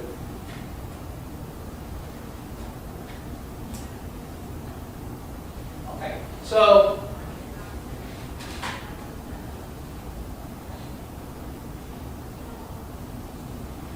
So now, out of the three variables here, right, out of the three variables here,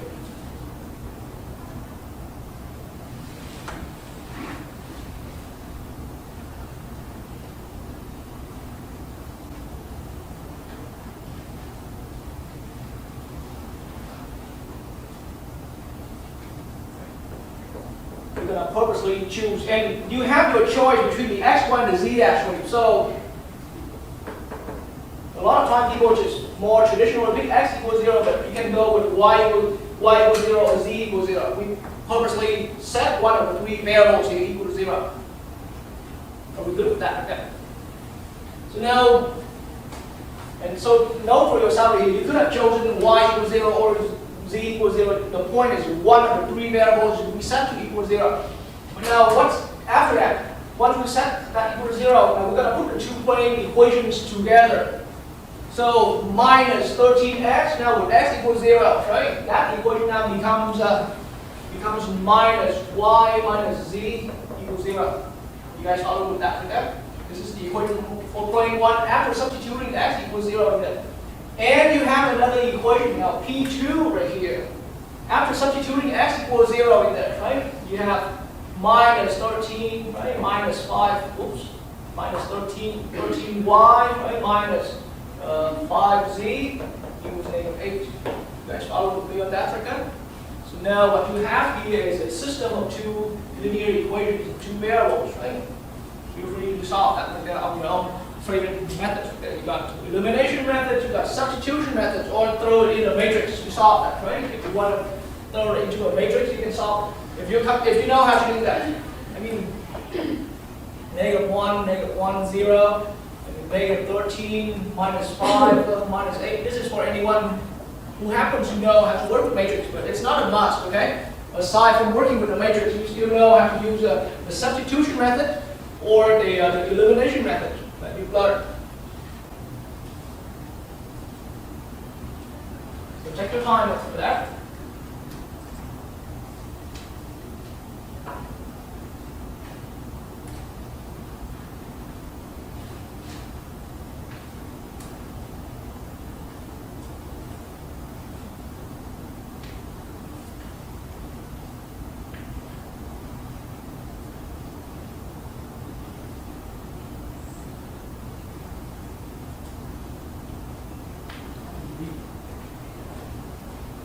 Writing maybe a little hard to read with your minus 8.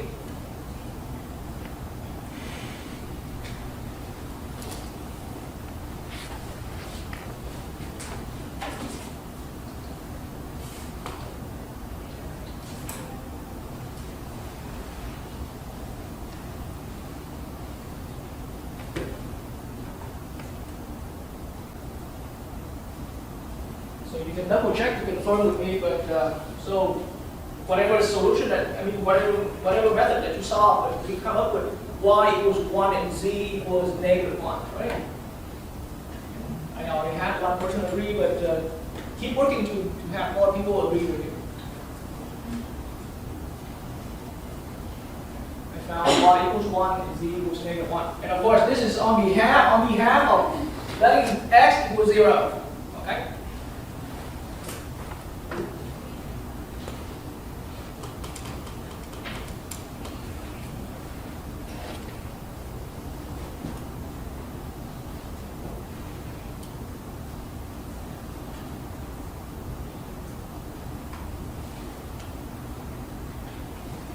By the way, you guys see why I'm solving a system with equation?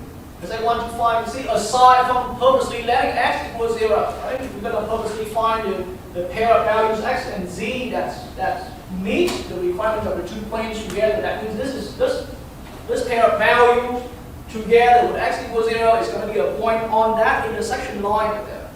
See what I'm saying, huh? Okay. Now at this point, do I have more people to agree with my solutions on this system? So now, that means you have 0, 1, and negative 1 here you are. Here's the beginning point. Bingo. See, finding normal vector and finding locating point is always the two important ingredients, right? Or the two important steps anytime you find the equation of a line.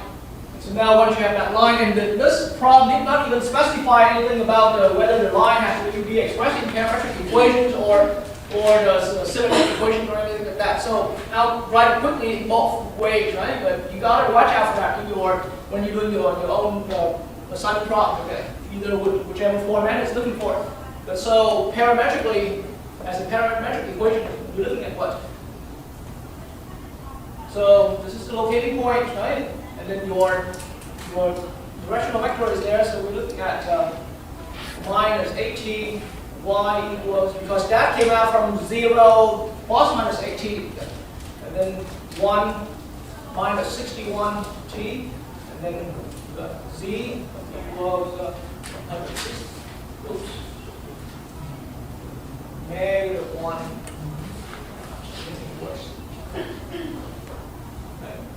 Negative 1 plus 165 t.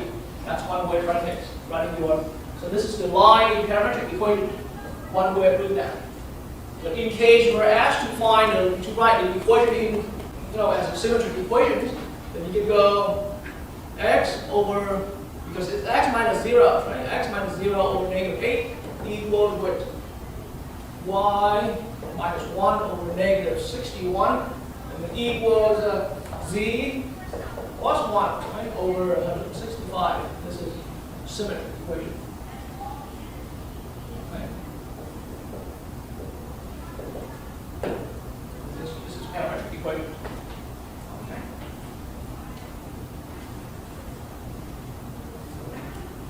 Yeah. One clarification. So each line should cross each one of the plane xy, xz, and zy plane. So that's why we choose that x equal to 0. Actually, no. This is your choice, really.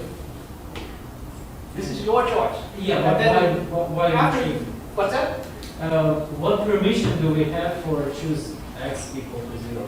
I mean, it's not about what permission we choose, but we can always, the point is, when you have that plane that's being the intersection between 2 points, right? One of the variable can be let go. One of the variable can be assigned freely. So you can also assign y equals 0 or y equals 1, whatever value that you choose. You can freely choose the value for one variable. And then those two other variables will come out accordingly. That's why you solve the system. That's the idea right there. Okay? Because the line, I mean, this piece of folded paper is short, that's why you probably don't see it, but think about the two planes are extended infinitely, right? And this line will be long enough to, at some point, it will cross with that plane where x equals 0. So that's why we can freely choose one of the 3 variables to be a value. Am I making sense with that? Freely assign a value to one of the 3 variables, and then your 2 equations here will come out as a system, and then you solve for that. And that will come out with the point, and together that point will be guaranteed at the point on the intersection line. That's the idea. Okay? Good question. Okay. Any other questions for me?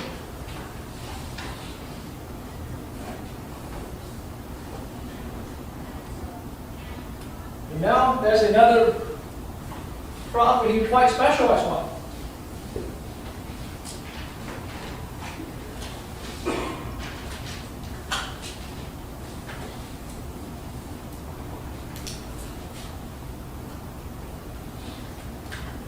Right?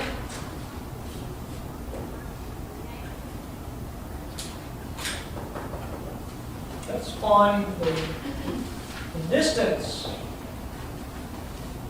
from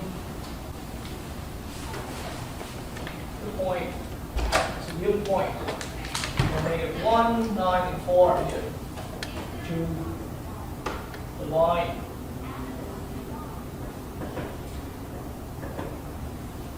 X equals 1 plus 6t, y equals -3 minus 5t, and z equals 5 minus 10t. Okay? Try writing down the problem.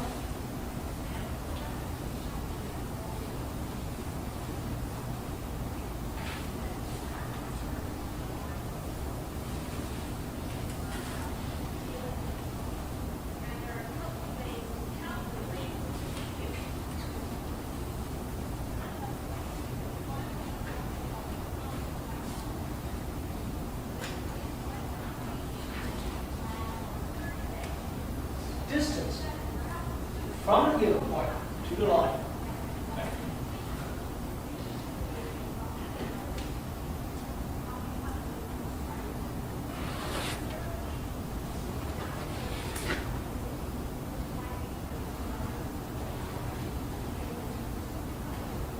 All right, so with this property here, you got a line, okay? Any line, it's in 3D space or 2D space, really. Doesn't matter, this is pretty much a common method here. And then you have a point outside of that line, somewhere off of that line. This point here is maybe 1, 9, 4, but having the coordinates here is not too important. When it says distance that we're calculating, it's assumed, it's always defaulted to the perpendicular distance from the point that's dropped directly down to the line. It's not like this distance or that distance, okay? Always the perpendicular distance from the point that's dropped to the line. Okay? Otherwise, there are a lot of other distances, so we will only take that unique the direct distance perpendicular to the line. Okay, so that's the one we're looking for. Okay. So now think about this. Any line right here has a locating point on the line, right? And that locating point, you can quickly extract that out to be 1, -3, 5. It's a point on that line. And so now, with this point, think about it. You can purposely create a vector. Don't you agree?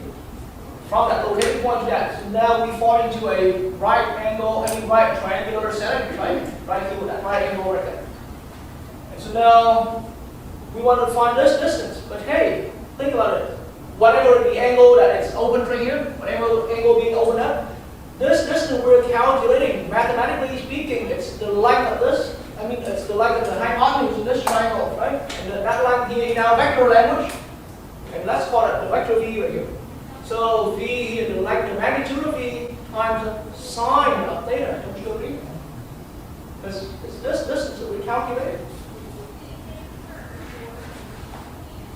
Okay, so now right from that fundamental, what do you recall about this expression? The length of the magnitude of v multiplied with sine of theta. And by the way, the line itself will always align with some vector. You can call it vector r. Do you agree with me on that? The direction vector r.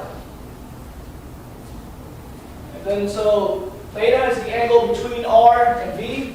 And then this length here is supposedly, right, the magnitude of v times sine of theta. And so what do you recall from this? This is exactly the same as the cross product v cross r the magnitude of that cross product, right, divided by r again. Because we have that proven theorem that we learned a little while ago when we were still looking at cross products. Right? The magnitude of the cross product, right, equals to the magnitude of the two vectors v and r, okay, and multiplied with sine theta, where theta is the angle between. So that was a theorem that was known back then, right? So now we have a good user for that right here. And so I just rearrange this equation a little bit. We come into, hey, our purpose here is to calculate this line. This line here is expressed mathematically as magnitude of v times the sine of theta. And so that is just a consequence by rearranging this equation. And so that's how I ended up having that magnitude of r in the denominator. Okay. All right, and so now we should be able to calculate, because we know the components, we know the direction vector, right? The direction vector here is going to be 6 minus 5 and minus 10, right? And then the vector v can be found easily. V here is simply just, okay, so -1 minus 1, so it's -2, right? And 9 minus -3, so it's going to be a 12, and that's going to be a -1. So that's the vector v right here.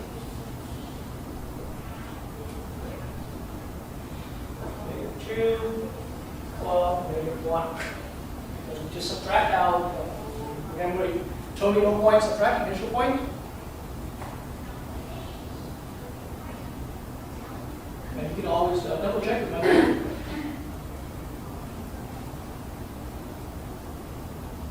So now I'm going to take the cross product. So v plus r is going to be the ijk thing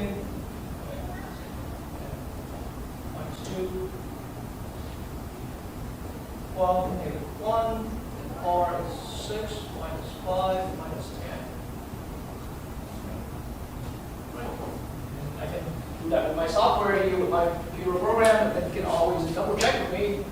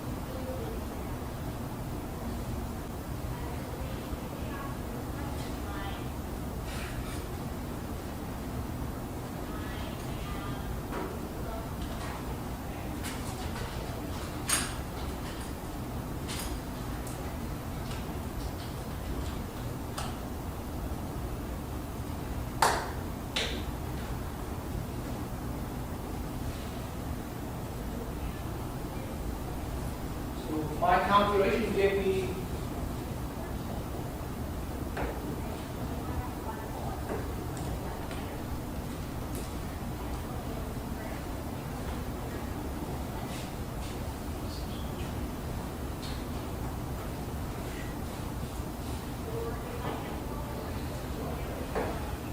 anyone finish? You agree with me on that? So that's the cross product vector, but then we're not stopping there. We have to find the magnitude of that, right? So then the magnitude of B cross R, and you guys can go ahead and advance to that. It's going to be the square root, and leave it in square root form for me. So minus 125 all squared plus minus 26 all squared plus minus 62 all squared. Right? It's going to be a pretty big number. Y, the magnitude of R, square root of 6 squared plus minus 5 squared plus over 10 squared.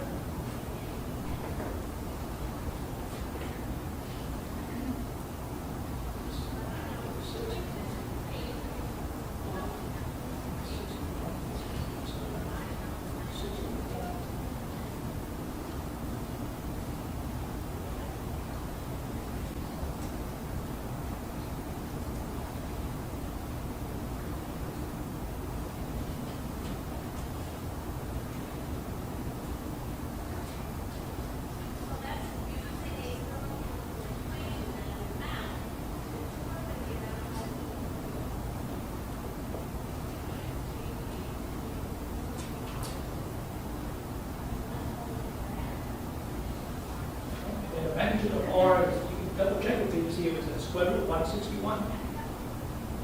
Okay. So now, so by the way, what's the magnitude for that V cross R over here? Yeah. It's the square root of 20,145 is what I got. 125. 45. Is that right? Did I write it down correctly? 145. Or 145?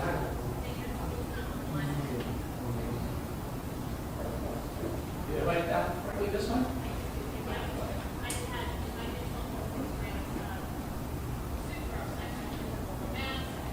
So, and the number may still under confirm, but then we already have a perfect plan for us, right? So now, what we need to do now is simply, so,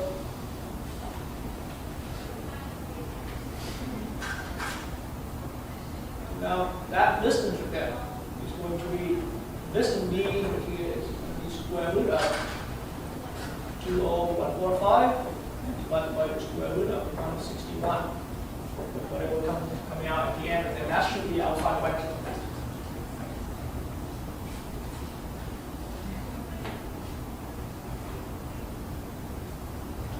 Any concern?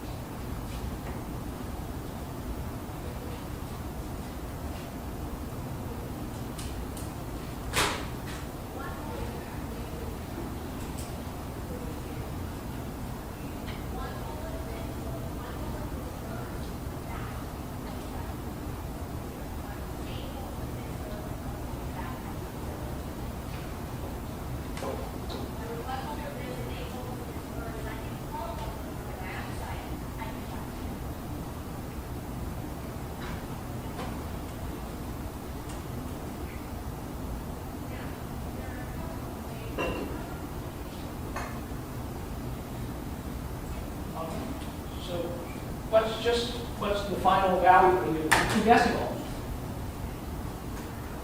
These are all actually correct. 11.19. 11. All right. What's that? 0.9? 19. Or 0.19?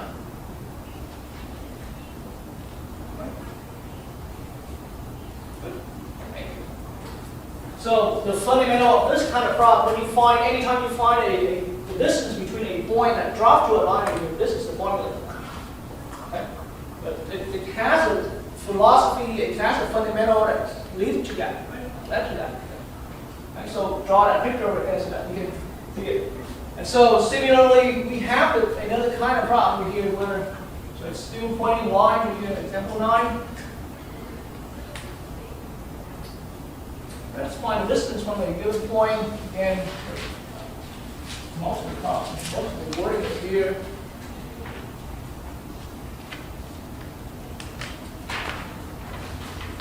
The point I have here is -7, 6, 1. And with this point, we want to find the distance to the plane.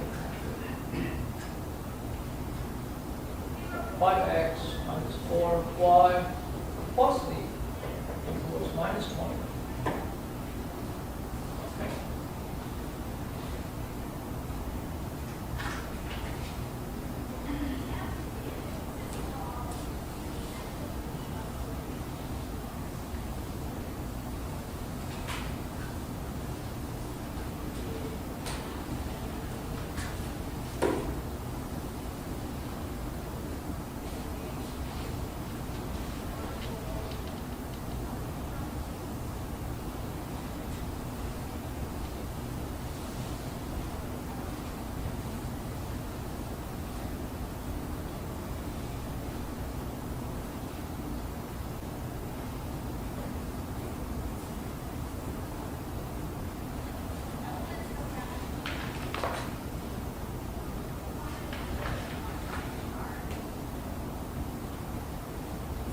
So, you have a plane, right? And you have a point outside of the plane, right?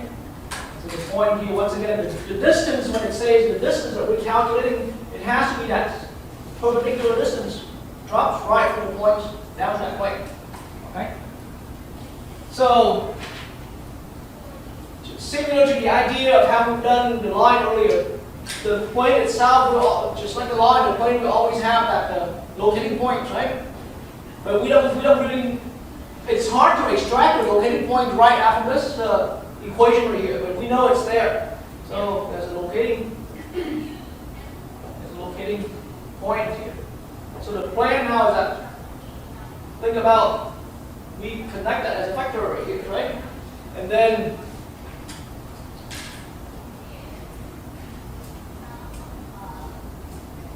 right here, this, the right distance that we're drawing, I should have kept that even dotted line here, but it's aligned with the normal vector. The normal vector is pointing this way, am I correct?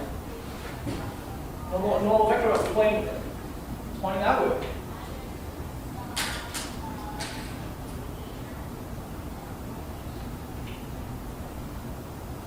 And then the point here is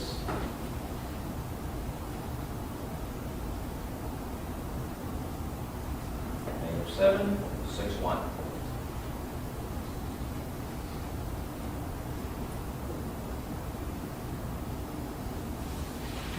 So now,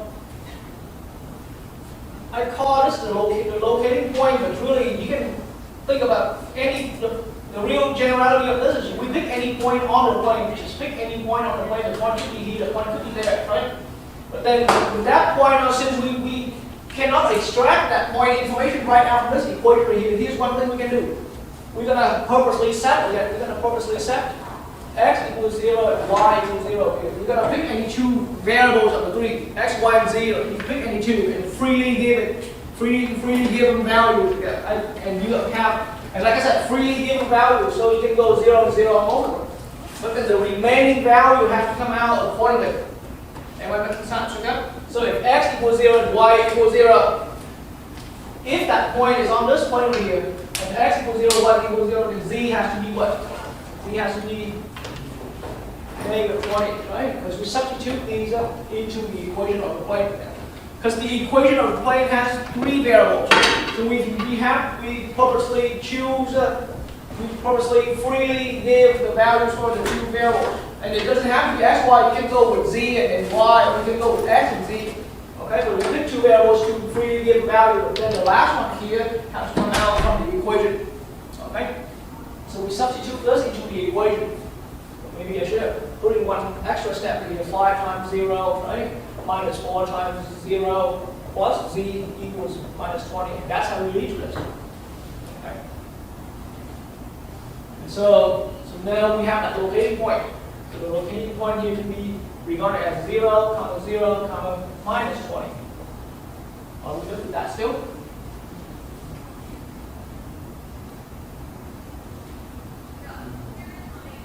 And then I choose 0 to keep the calculation simple, but you don't even have to go with 0. You can go 1, 1 or 1, 5. Or basically, this pair x and y is freely chosen. Or this pair of 2 values, x, y, or z, any 2 values in there can be freely chosen. And then the last one, the third one, must be found through the equation. So now, from this point to that, so this locating point, that other point, now we can calculate the vector v, right? So the vector v now is going to be done by, see, this is minus 7, comma 6. And 1 minus negative 20 is giving it positive 21. Okay, so that's the vector v right there. And then yes, my normal vector. Don't forget about that. It's minus 7, 6, 1. Good. So this time, let me draw the picture like this for you ladies and gentlemen. And you also have learned this before as well. My normal vector is negative 7, 6, and 1. I don't know. You're right. It should be 5. Yes, my bad. Thank you for correcting that. No wonder it do something doesn't look right. 5, negative 4, 1. Okay.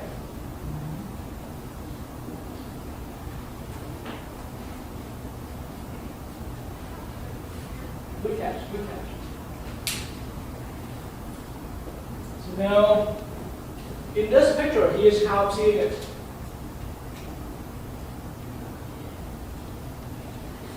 It's a little hard to see, but this length we're calculating here is indeed the component projection.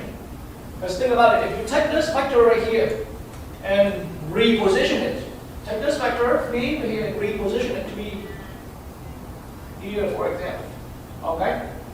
And then the vector n is here, then, so I'm trying my best here to get that, to maintain that same length. So now if we drop that, directly, that vector down here, now you guys see that this line that I'm putting in red right here is exactly equal to that length. But this line in red now is the projection, the scalar projection of this vector v onto n right here. Right? Or in other words, that length v right there that we calculated really equals to the component or the scalar projection of v onto n right here. So it is component or projection. Okay, the projection is the vector itself, the component is how long it is. That's why, so old term they call it the component. But now in the more modern textbook, they call it the scalar projection. Scalar projection. But as far as the symbol, they're still using COMP right now for the component. Okay. So now the formula for that, again, v dot n will be divided by the magnitude of n. Okay. Alright, so v dot n is going to be 7 times 5 plus 6 times negative 4 plus 1 times 1. Divided that by the magnitude of n, which is square root of 5 squared plus negative 4 squared plus 1 squared.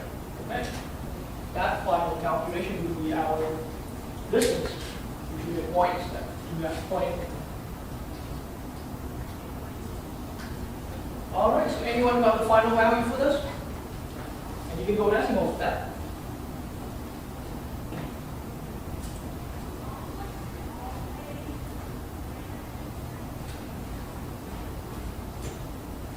I got negative 5.86. There you go, need to be checked. Yes. Distance, right, it cannot be negative. Yeah, it is because we skip absolute value across the dot product. Right.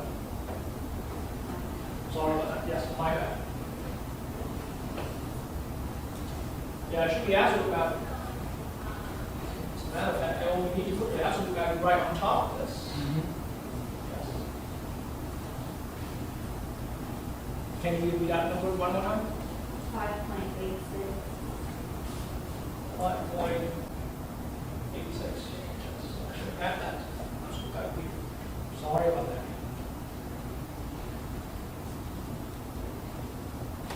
Okay. So when it comes to this one right here in particular, the situation we have is, so there's a plane, right, again, and then there's a plane with some kind of equation x, ax plus by plus cz, right, and then plus with some constant d right here equals 0. And the point is dropped down to that. So some textbooks here and there have an actual formula for this textbook, for this as well, but I want you guys to at least use this particular version of the formula instead of the other formula that you may find somewhere here and there in different textbooks. As this one here reflects directly the reasoning that leads to that. Okay, you calculate the components on V or onto n of them, and then in the end it's the dot product of the two vectors, right? In absolute value divided by the magnitude of the normal vector. Okay.